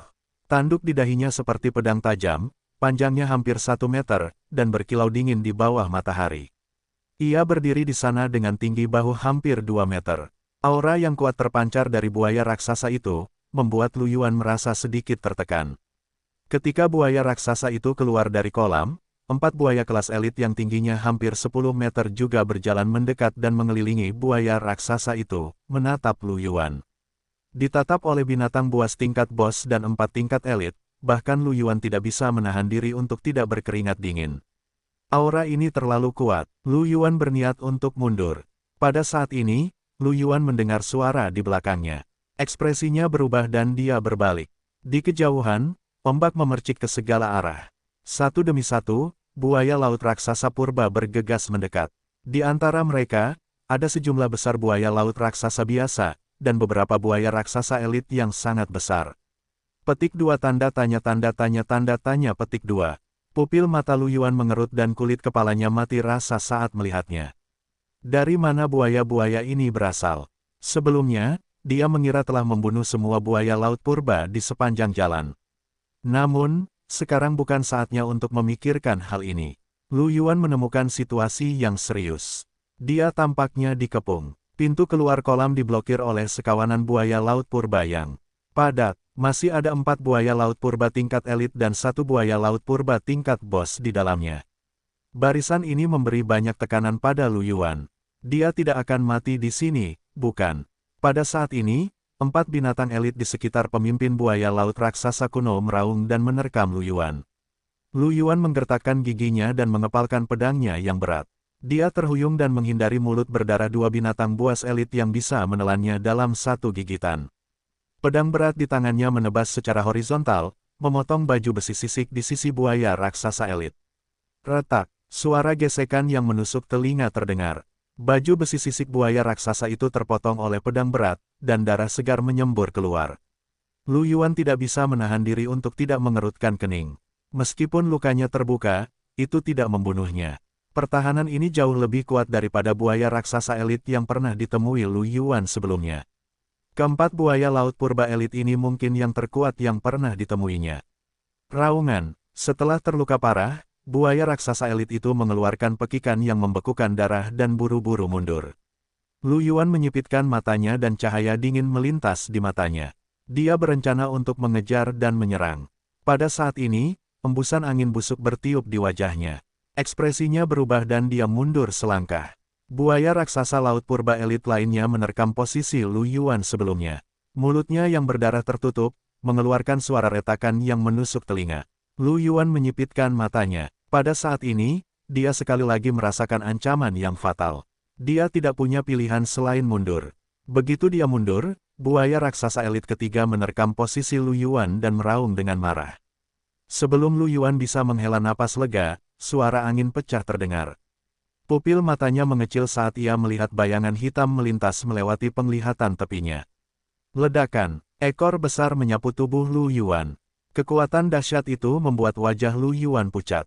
Tubuhnya terlempar keluar dan menghantam dinding gunung tak jauh dari sana. Retakan muncul di dinding gunung, dan tubuh Lu Yuan jatuh. Lu Yuan merasakan sakit yang hebat di sekujur tubuhnya. Ia menyeringai dan melihat buaya laut purba kelas elit keempat perlahan-lahan mengibaskan ekornya. 3 buaya laut purba elit lainnya juga menyerang Lu Yuan lagi. Tidak hanya itu, 2 buaya laut purba elit yang lebih cepat telah menyerbu keluar dari pintu masuk kolam. Mereka mendekat sekali lagi, dan di belakang mereka, masih ada sejumlah besar buaya raksasa biasa. Ini bukan bagian yang paling berbahaya. Melalui celah itu, Lu Yuan melihat pemimpin buaya laut purba menatapnya dengan dingin. Ini adalah ancaman yang paling fatal. Namun, jelas bahwa pemimpin buaya laut purba merasa bahwa Lu Yuan bukanlah ancaman baginya dan tidak menyerangnya. Lu Yuan menyipitkan matanya, kilatan dingin melintas di matanya. Dia mengeluarkan botol-botol ramuan, merah darah, hijau, dan hitam, dan segera meminumnya. Kekuatan spiritual yang kuat melonjak dalam tubuh Lu Yuan. Gelombang energi yang kuat muncul. Tubuh Lu Yuan bahkan tidak dapat menahan kekuatan yang kuat ini, dan dia merasakan sensasi kesemutan di sekujur tubuhnya. Ramuan peningkat kekuatan, ramuan peningkat kecepatan, dan ramuan peningkat pertahanan. Semuanya kuat. Setelah meminum ramuan itu, kekuatan Lu Yuan meningkat hampir 80%. Orang harus tahu bahwa Lu Yuan sekarang memiliki tingkat peningkatan 98%. Selain itu, ia telah mengukir gen elit. Orang hanya bisa membayangkan betapa kuatnya efek ramuan kuat ini. Kebanyakan orang hanya bisa minum sebotol ramuan peningkat paling banyak, atau tubuh mereka tidak akan mampu menahannya. Hanya orang jenius seperti Lu Yuan, yang kemampuan bertahannya telah melampaui level peserta pelatihan, yang bisa minum ramuan pada saat yang sama tanpa meledak karena efek obat yang kuat. Merasakan energi yang kuat melonjak di tubuhnya, ia menyeringai.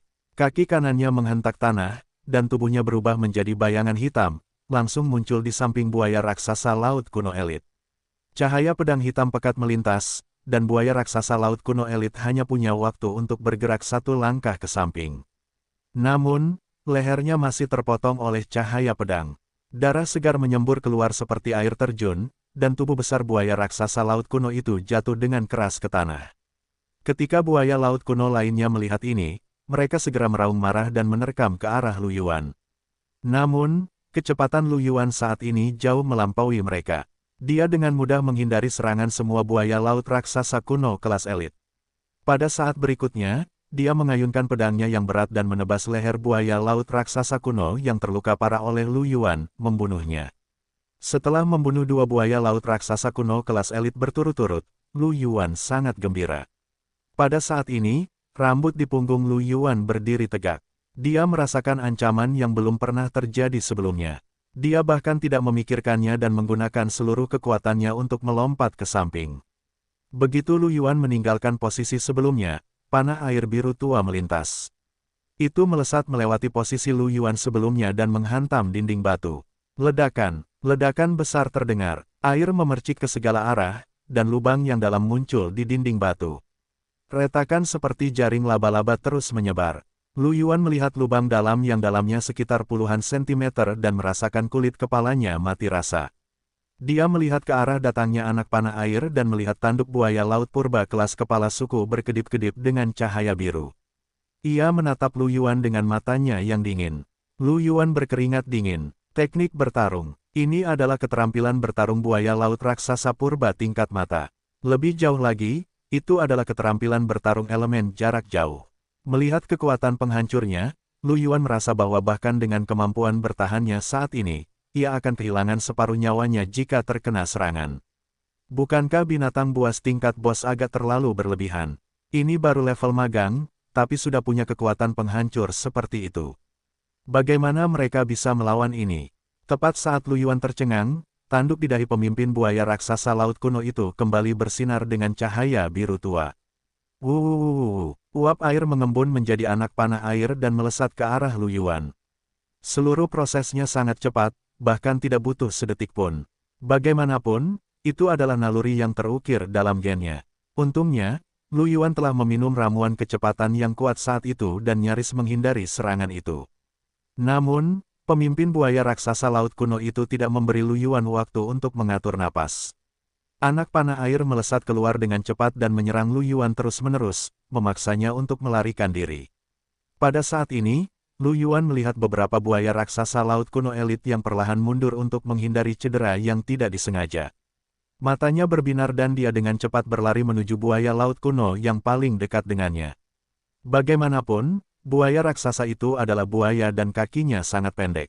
Lu Yuan dengan mudah menghindari serangan buaya raksasa laut kuno elit yang marah itu dan bersembunyi di sampingnya. Bagaimanapun, Lu Yuan adalah manusia kecil. Tubuhnya dengan mudah diblokir oleh buaya raksasa laut kuno. Setelah kehilangan targetnya, pemimpin buaya raksasa laut kuno itu mengeluarkan raungan yang marah. Elit buaya raksasa laut kuno yang bertindak sebagai perisai Lu Yuan segera berbalik dengan marah dan ingin menyerang Lu Yuan. Namun, Lu Yuan sangat lincah. Tentu saja, dia tidak bisa dipukul. Sudut mulutnya melengkung ke atas, memperlihatkan senyuman. Pedang berat di tangannya menusuk tubuh buaya raksasa laut kuno kelas elit itu. Raungan, elit buaya raksasa laut kuno itu mengeluarkan pekikan yang membekukan darah saat darah segar menyembur keluar. Pedang berat di tangan Lu Yuan berputar dan dia dengan mudah membunuh buaya raksasa laut kuno ini. Mendengar teriakan bawahannya, pemimpin buaya laut kuno itu meraung dan bergegas menuju Lu Yuan. Dia menamparkan dengan telapak tangannya, dan kekuatan besar itu mengirim buaya laut kuno sepanjang 8 meter itu terbang beberapa meter jauhnya. Namun, dia tidak melihat sosok Lu Yuan. Pada saat ini, bayangan hitam melintas dan Lu Yuan muncul di punggung lebar pemimpin buaya raksasa laut kuno itu. Ekspresinya dingin saat dia menusuk dengan kejam dengan pedangnya yang berat. Ding! Percikan api beterbangan ke segala arah. Pedang berat Lu Yuan terhalang setelah menembus kurang dari 5 cm.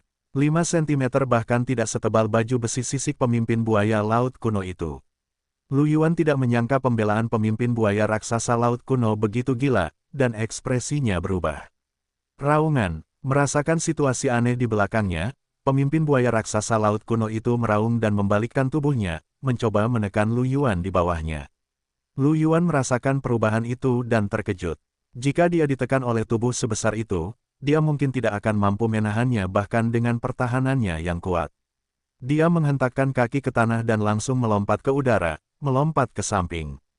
Buaya raksasa laut kuno itu dengan gesit membalikkan tubuhnya dan tanduknya sekali lagi memancarkan cahaya biru tua. Cici-cici, 3 anak panah air ditembakkan ke Lu Yuan secara berurutan. Mereka begitu cepat sehingga mereka muncul di depan Lu Yuan hampir seketika. Pupil mata Lu Yuan mengerut. Tubuhnya melesat dan dia menghindari 3 anak panah air itu dengan jarak sehelai rambut. Anak panah air itu mendarat di tanah, membuat suara keras.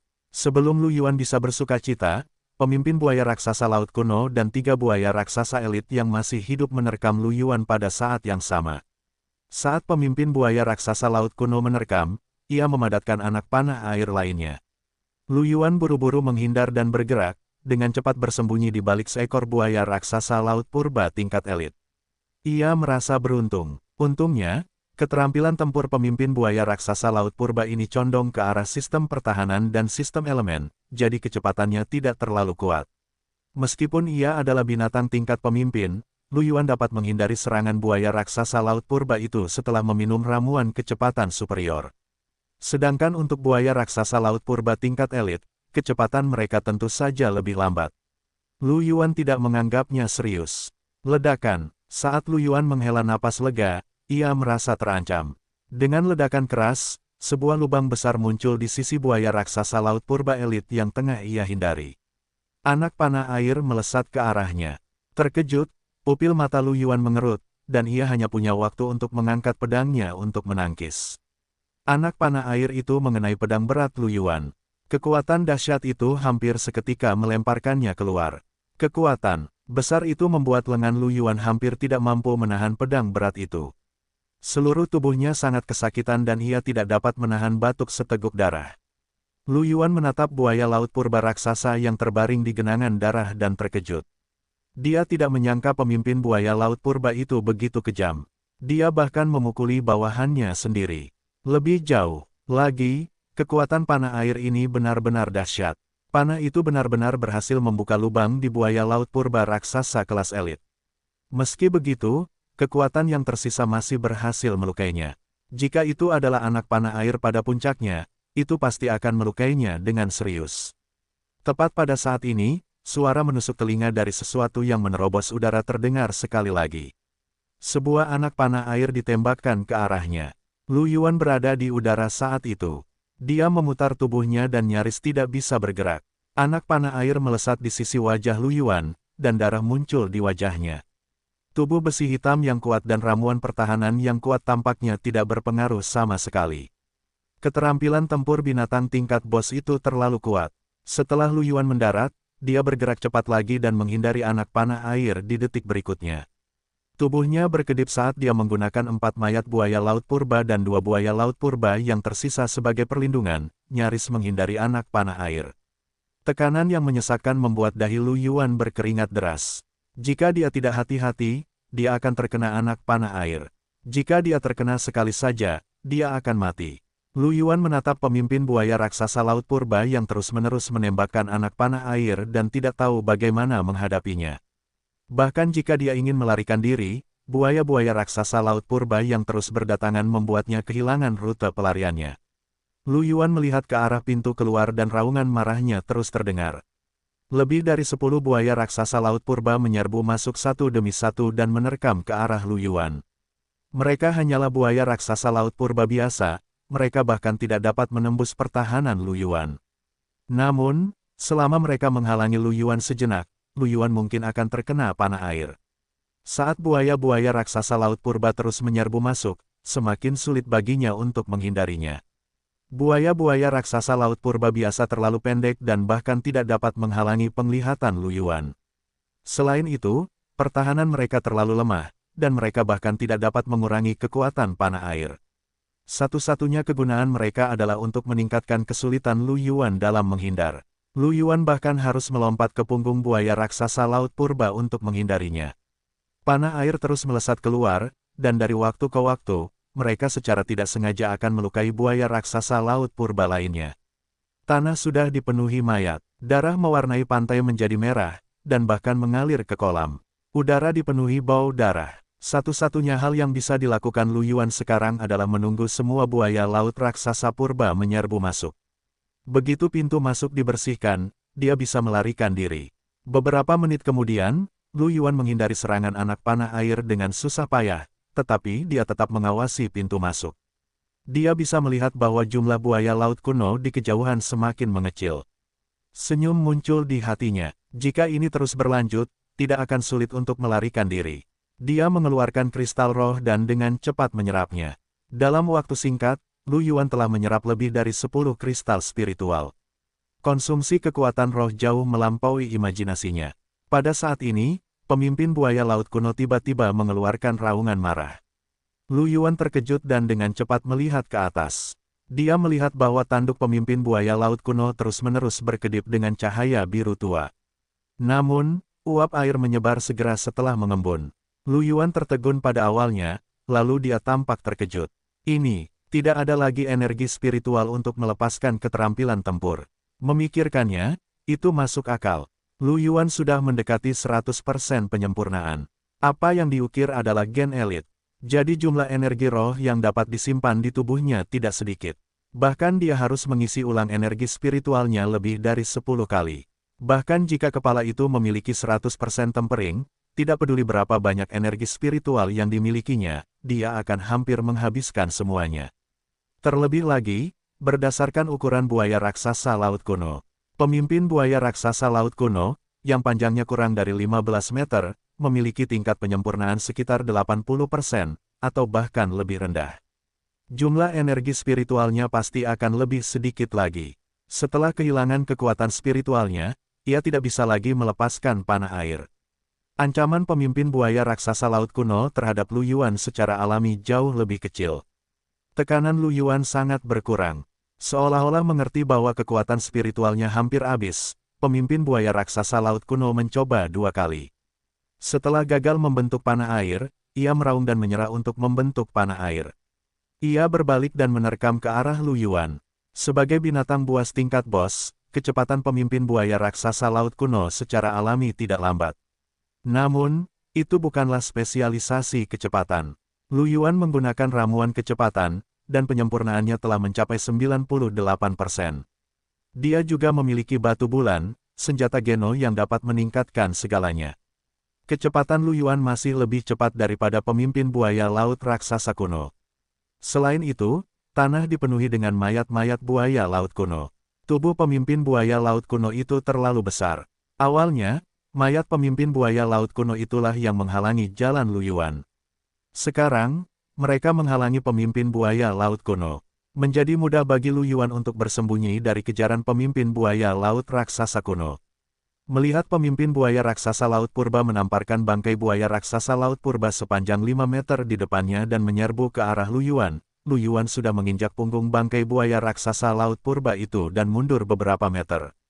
Raungan, melihat betapa lincahnya Lu Yuan, pemimpin buaya raksasa laut purba itu semakin marah. Melihat ekspresi bingung dan jengkel buaya raksasa laut purba itu, hati Lu Yuan tergerak. Cara dia memandang pemimpin buaya raksasa laut purba itu berubah. Awalnya, Lu Yuan berpikir akan lebih baik jika dia bisa melarikan diri. Sekarang pemimpin buaya raksasa laut purba itu telah kehilangan satu-satunya kemampuan serangan jarak jauhnya yang kuat dan bahkan tidak bisa mengejarnya, dia merasa bisa melakukannya lagi. Mungkin, dia akan memiliki kesempatan untuk membunuh seorang pemimpin. Mata Lu Yuan berbinar karena kegembiraan. Barang rampasan yang dijatuhkan oleh seorang pemimpin tingkat tentu saja jauh lebih baik daripada binatang buas elit. Bagaimanapun, kecepatannya jauh lebih cepat daripada pemimpin buaya raksasa laut purba itu. Dia sekarang bisa menyerang dan mundur, dan inisiatif sudah ada di pihaknya. Satu-satunya masalah sekarang adalah pertahanan kuat pemimpin buaya laut kuno itu. Meskipun tubuh besi hitam Lu Yuan tidak banyak meningkatkan kekuatannya, dia masih memiliki batu bulan, kekuatan baja hitam, dan ramuan kekuatan besar. Meski begitu, dia masih tidak mampu menembus baju besi berat pemimpin buaya laut raksasa kuno itu. Orang hanya bisa membayangkan seberapa kuat pertahanan pemimpin buaya laut kuno itu. Lu Yuan menghindari kejaran pemimpin buaya laut raksasa yang marah itu sambil mengamatinya. Dia menemukan bahwa tidak semua sisik pemimpin buaya laut raksasa kuno itu sekeras ini. Sisik di punggungnya adalah yang paling keras.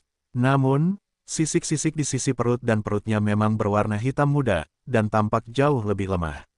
Mungkin masih ada harapan. Lu Yuan menyipitkan matanya. Pada saat ini, energi kuat di tubuh Lu Yuan tiba-tiba mulai menghilang. Dengan cepat, wajahnya berubah. Waktu ramuan kuat itu habis. Kecepatannya mulai menurun, dan pemimpin buaya laut raksasa kuno itu hampir mencapai Lu Yuan dalam sekejap. Punggung Lu Yuan dipenuhi keringat dingin. Dia segera mengambil beberapa botol obat lagi dan meminumnya. Tentu saja, semuanya adalah ramuan yang kuat. Setelah meminum ramuan itu, Lu Yuan mengerang dan sedikit darah keluar dari sudut mulutnya. Bahkan dengan pertahanannya yang kuat, serangan balik dari penggunaan ramuan yang kuat seperti itu secara berturut-turut sedikit tak tertahankan. Rasa sakit di tubuh Lu Yuan menjadi semakin hebat. Dia bahkan merasa tidak akan mampu bertahan sampai efek obatnya berakhir. Dia harus segera mengakhiri pertarungan. Lu Yuan bergegas menuju pemimpin buaya raksasa laut kuno itu. Pemimpin buaya raksasa laut kuno yang awalnya sangat marah karena tidak dapat mengejar Lu Yuan, tiba-tiba mengeluarkan raungan riang dan membuka mulutnya yang berdarah untuk menemui Lu Yuan. Tepat saat keduanya hendak bertabrakan, Lu Yuan tiba-tiba melompat ke celah di antara kedua mayat itu dan menghilang di depan pemimpin buaya raksasa laut kuno itu. Pemimpin buaya raksasa laut kuno itu menerkam kepala Lu Yuan. Perutnya yang berwarna abu-abu gelap terekspos di depan Lu Yuan. Sudut mulut Lu Yuan terangkat, memperlihatkan seringai. Pedang berat di tangannya ditusukkan dengan kuat ke arah perut pemimpin buaya raksasa laut kuno itu. Wuh! Dengan suara, pedang berat itu menusuk dalam-dalam ke tubuh pemimpin buaya raksasa laut kuno itu sesuai keinginannya, menyebabkan darah menyembur keluar, raungan. Rasa sakit itu membuat pemimpin buaya raksasa laut kuno itu meraung marah. Namun, Lu Yuan tidak berekspresi. Dengan ukuran buaya raksasa laut kuno itu, luka seperti itu paling-paling hanya akan dianggap menyakitkan. Lu Yuan mengerahkan kekuatan dengan kedua tangannya dan menarik pedang berat itu. Di tengah suara gesekan yang menusuk telinga, luka di perut pemimpin buaya raksasa laut kuno itu terus membesar, dan darah segar membasahi Lu Yuan. Lukanya semakin membesar, dan pemimpin buaya raksasa laut kuno itu mengeluarkan raungan yang menyakitkan. Ia dengan cepat berguling di atas mayat buaya laut kuno itu, mencoba menggunakan trik yang sama untuk menghancurkan Lu Yuan sampai mati. Namun, Lu Yuan tidak berdiri di punggung buaya raksasa laut kuno yang paling keras seperti sebelumnya. Pada saat ini, ia berada di perut yang relatif lunak. Selama pertahanannya cukup kuat, ia tidak akan dihancurkan sampai mati. Lu Yuan menggertakkan giginya dan memegang pedang beratnya dengan erat. Ia tidak menghindar. Beban mengerikan dari pemimpin buaya raksasa laut kuno itu menekan tubuh Lu Yuan, menyebabkan ia merasakan sakit di seluruh tulangnya. Namun, dia tidak goyah dan terus memotong perut pemimpin buaya raksasa laut kuno itu. Bahkan lukanya yang besar hampir 1 meter, dan bahkan organ dalam pemimpin buaya raksasa laut kuno itu bisa terlihat. Mata pemimpin buaya raksasa laut kuno itu memerah. Melihat bahwa dia tidak bisa memaksa Lu Yuan keluar dari tubuhnya, dia meraung dengan marah. Pada saat berikutnya, dia langsung menerkam ke kolam yang dalam. Dalam cipratan air, pemimpin buaya raksasa laut kuno itu menghilang ke dalam kolam. Lu Yuan merasa bahwa dia tenggelam oleh air dan ekspresinya berubah. Kecerdasan pemimpin buaya raksasa laut kuno itu tidak rendah. Mengetahui bahwa dia tidak bisa memaksa Lu Yuan pergi ke pantai, dia hanya bisa berlari ke dalam air, berharap untuk menenggelamkan Lu Yuan. Wajah Lu Yuan menunjukkan ekspresi yang menyeramkan. Di pantai, gerakannya lebih lincah dan dia bahkan bisa menghindari serangan pemimpin buaya raksasa laut kuno itu. Namun, di dalam air, kecepatannya jelas tidak secepat pemimpin buaya raksasa laut kuno itu. Sekarang, dia tidak punya jalan keluar. Dia bahkan tidak punya kesempatan untuk berlari. Satu-satunya cara untuk bertahan hidup adalah dengan membunuh pemimpin buaya laut purba itu. Kalau tidak, dialah yang akan mati. Lu Yuan menahan napas dan mengerahkan kekuatan dengan kedua tangannya. Pedang berat itu terus mencabik-cabik tubuh pemimpin buaya laut raksasa purba itu dan mencabik-cabik organ dalamnya. Kolam itu awalnya dipenuhi darah buaya laut purba yang telah mati. Pada saat itu, sejumlah besar darah mengalir ke dalam kolam, mewarnai air menjadi merah. Rasa sakit yang luar biasa menyebabkan pemimpin buaya laut raksasa purba itu berguling-guling di dalam air, menghantam dinding batu kolam. Lu Yuan merasa seolah-olah dia terus-menerus dilempar ke sana kemari. Untungnya, dia cukup kuat untuk tidak terlempar langsung. Dia hanya bisa terus meningkatkan kekuatannya tanpa memikirkan hal lain. Sebagai pemimpin kawanan, buaya laut raksasa purba itu memiliki kekuatan hidup yang sangat kuat. Dia berjuang untuk waktu yang lama. Setelah jangka waktu yang tidak diketahui, Lu Yuan akhirnya menyadari bahwa perlawanan pemimpin buaya laut raksasa purba itu melemah.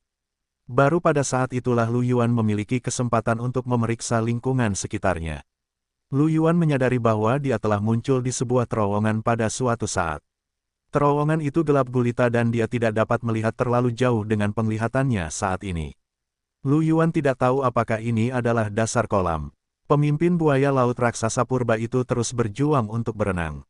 Tidak lama kemudian, Lu Yuan merasakan pemimpin buaya raksasa laut kuno itu keluar dari permukaan air dan mengeluarkan suara gemuruh yang lemah dan menyedihkan. Lu Yuan hampir tidak dapat melihat situasi di permukaan air. Dia dapat melihat bahwa buaya raksasa laut kuno itu tampaknya mendekati dinding batu, dan tubuhnya secara bertahap menghilang ke dalam dinding batu. Dia tahu bahwa pemimpin buaya raksasa laut kuno itu tampaknya telah mendarat lagi. Tepat saat dinding batu hendak menyentuh tubuhnya, Lu Yuan berpikir sejenak dan menggerakkan epi dengan kuat. Tubuh buaya raksasa laut kuno itu berkedut, dan tubuhnya kehilangan vitalitasnya. Melihat bahwa pemimpin buaya raksasa laut kuno itu tidak lagi bergerak, Lu Yuan hendak terus menyerang untuk menguji apakah itu benar-benar mati. Tiba-tiba, dia merasakan cahaya putih samar berkedip di tubuh pemimpin buaya raksasa laut kuno itu. Matanya berkedip dengan sedikit keterkejutan. Itu benar-benar mati. Baru saat itulah Lu Yuan meninggalkan perut buaya raksasa laut kuno itu dan mengapung ke permukaan dengan pedangnya yang berat. Setelah keluar dari air, Lu Yuan menyadari bahwa dia tidak berada di luar kolam, tetapi di dalam gua yang gelap. Sekarang dia berada di sebuah kolam air yang lebarnya sekitar 20 meter. Di satu sisi kolam terdapat dinding batu, dan di sisi lainnya terdapat hamparan batu. Bau busuk memenuhi udara. Separuh tubuh buaya laut raksasa purba itu tergeletak di tanah, sementara separuhnya lagi terendam dalam air. Lu Yuan dengan hati-hati berjalan ke ruang terbuka berbatu dan menatap pemimpin buaya raksasa laut kuno yang bersinar dengan cahaya putih. Hatinya penuh dengan keterkejutan. Aku benar-benar membunuh seorang pemimpin sendirian. Lu Yuan selalu memperhatikan posting di jaringan pertempuran, jadi dia secara alami tahu tentang kekuatan pemimpin binatang buas itu. Itu adalah binatang buas yang mengamuk yang bahkan dapat menghancurkan beberapa ratus prajurit genetik biasa. Bahkan seorang prajurit genetik tingkat elit tidak akan dapat membunuh pemimpin binatang buas yang mengamuk tanpa setidaknya selusin dari mereka. Setiap posting tentang membunuh pemimpin binatang buas adalah posting yang sangat populer. Lu Yuan bahkan telah melihat sebuah posting kemarin. Sebanyak 13 prajurit genetik dengan gen elit dan tingkat temper 90% ke atas memimpin lebih dari 200 prajurit genetik biasa untuk mengepung dan membunuh ular piton berdarah dengan tingkat temper hanya sedikit di atas 70%. Meski begitu, lebih dari separuh prajurit genetik biasa harus mati sebelum mereka dapat membunuhnya. Orang hanya bisa membayangkan betapa kuatnya binatang pemimpin itu. Kekuatan pemimpin buaya laut purba di depannya jelas lebih kuat daripada ular piton berdarah yang dilihat Lu Yuan saat itu. Pada akhirnya, Lu Yuan telah membunuhnya sendirian. Jika ini menyebar, orang lain pasti akan berpikir bahwa Lu Yuan gila. Namun, Lu Yuan dapat memahami betapa kuatnya pemimpin binatang buas itu. Dia telah menggunakan 2 ramuan kuat berturut-turut, dan itu adalah ramuan yang mencakup semuanya. Itu belum semuanya. Dia memiliki senjata geno tingkat pemimpin dan kekuatan baja hitam yang kuat. Meski begitu, ketika energi spiritual pemimpin buaya raksasa laut purba itu belum habis, dia masih dalam bahaya kematian dan dikejar kemana-mana. Setelah energi spiritual buaya raksasa laut purba itu habis, dia hanya bisa mengandalkan kecepatannya yang sedikit lebih cepat dan keuntungan geografis yang diciptakan oleh buaya raksasa laut purba itu untuk menyerang kelemahan buaya raksasa laut purba itu. Meski begitu, masih butuh waktu lama sebelum pemimpin buaya raksasa laut purba itu terbunuh. Sepanjang seluruh pertempuran, dia telah menyerap hampir 20 kali energi spiritual. Orang hanya bisa membayangkan betapa kuatnya binatang buas tingkat pemimpin itu. 13 prajurit elit mampu membunuh seekor pemimpin binatang buas sudah cukup mengesankan. Aku hanya bisa mengatakan bahwa aku sedikit lebih kuat. Sudut mulut Lu Yuan terangkat, memperlihatkan senyum. Pada saat ini, barang-barang yang dijatuhkan oleh pemimpin buaya raksasa laut kuno telah muncul. Total ada 3 bola cahaya. Bola cahaya itu adalah bola cahaya hijau, hijau, dan putih. Mata Lu Yuan bersinar karena terkejut saat melihat cahaya hijau itu. Barang setingkat pemimpin, dia segera mengambil 3 bola cahaya itu. Setelah melihat apa yang ada di dalam 3 bola cahaya itu, keterkejutan di mata Lu Yuan meningkat. Bola cahaya hijau itu adalah tongkat tulang hitam pekat. Itu adalah senjata geno kelas bos. Lu Yuan tidak tahu seberapa berharganya senjata geno pemimpin, tetapi dia yakin itu jauh lebih berharga daripada senjata elit. Sayang sekali senjata geno yang digunakan oleh para elementalis adalah salah satunya. Yang paling mengejutkan Lu Yuan adalah bola cahaya hijau itu sebenarnya adalah gen transenden. Setelah Lu Yuan menerimanya, informasi gen transenden ini ditransmisikan ke dalam pikirannya. Gen transenden panah air, setelah dipahat, tujuan utamanya adalah untuk meningkatkan kekuatan spiritual prajurit genetik. Itu juga dapat meningkatkan kekuatan dan pertahanan prajurit. Lu Yuan merasa bahwa peningkatan tambahan ini harus dikaitkan dengan fakta bahwa Gen ini adalah pemimpin buaya raksasa laut kuno. Kekuatan dan pertahanan pemimpin buaya laut kuno juga tidak lemah. Satu-satunya hal yang lemah adalah kecepatannya. Lu Yuan masih ingat dengan jelas kekuatan panah air yang dahsyat itu. Cepat, kuat, dan dapat dipadatkan dalam waktu singkat. Hatinya dipenuhi dengan kegembiraan. Setelah dia maju, dia dapat menuliskan gen keduanya. Panah air tampaknya menjadi pilihan yang baik. Dia tidak memiliki kemampuan serangan jarak jauh sekarang, tetapi dengan panah air, dia memilikinya. Ditambah dengan bakatnya dalam menyerap kristal spiritual, dia akan menjadi meriam air yang tidak akan pernah menghabiskan energi spiritualnya. Ditambah lagi, senjata raksasa pemimpin yang dimilikinya dapat meningkatkan kekuatan keterampilan airnya. Dapat dikatakan bahwa semuanya sudah siap, hanya kemajuan yang tersisa. Namun, Lu Yuan masih sedikit ragu. Keterampilan tempur raksasa yang dia harapkan adalah tipe kecepatan. Bagaimanapun, pertahanannya adalah titik kuatnya sekarang. Dengan kekuatan baja hitam, kekuatannya juga merupakan titik kuatnya. Satu-satunya kelemahannya adalah kecepatannya. Selama kecepatannya dapat mengimbangi, setidaknya dalam pertempuran jarak dekat, Lu Yuan kuat dalam semua aspek dan hampir tak terkalahkan. Namun, panah air juga sangat kuat. Untuk sesaat, Lu Yuan tidak yakin bagaimana dia harus memilih. Setelah berpikir sejenak, Lu Yuan menggelengkan kepalanya dan menyimpan barang-barang itu. Apa gunanya berpikir begitu banyak sekarang? Dia bahkan tidak naik level, dan dia tidak memperoleh gen transenden untuk kecepatan.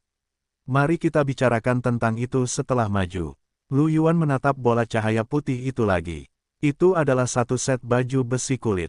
Lu Yuan tidak tertarik dan melemparkannya ke ruang Warune. Kemudian, Lu Yuan melihat ke arah kristal spiritual. Dia penasaran dengan batu giok putih itu. Dia belum pernah mendapatkan benda ini sebelumnya. Dia mengambil batu giok putih itu dan informasinya masuk ke dalam pikiran Lu Yuan. Mata Lu Yuan membelalak karena terkejut. Aku sangat beruntung. Aku benar-benar mendapatkan batu permata mentah.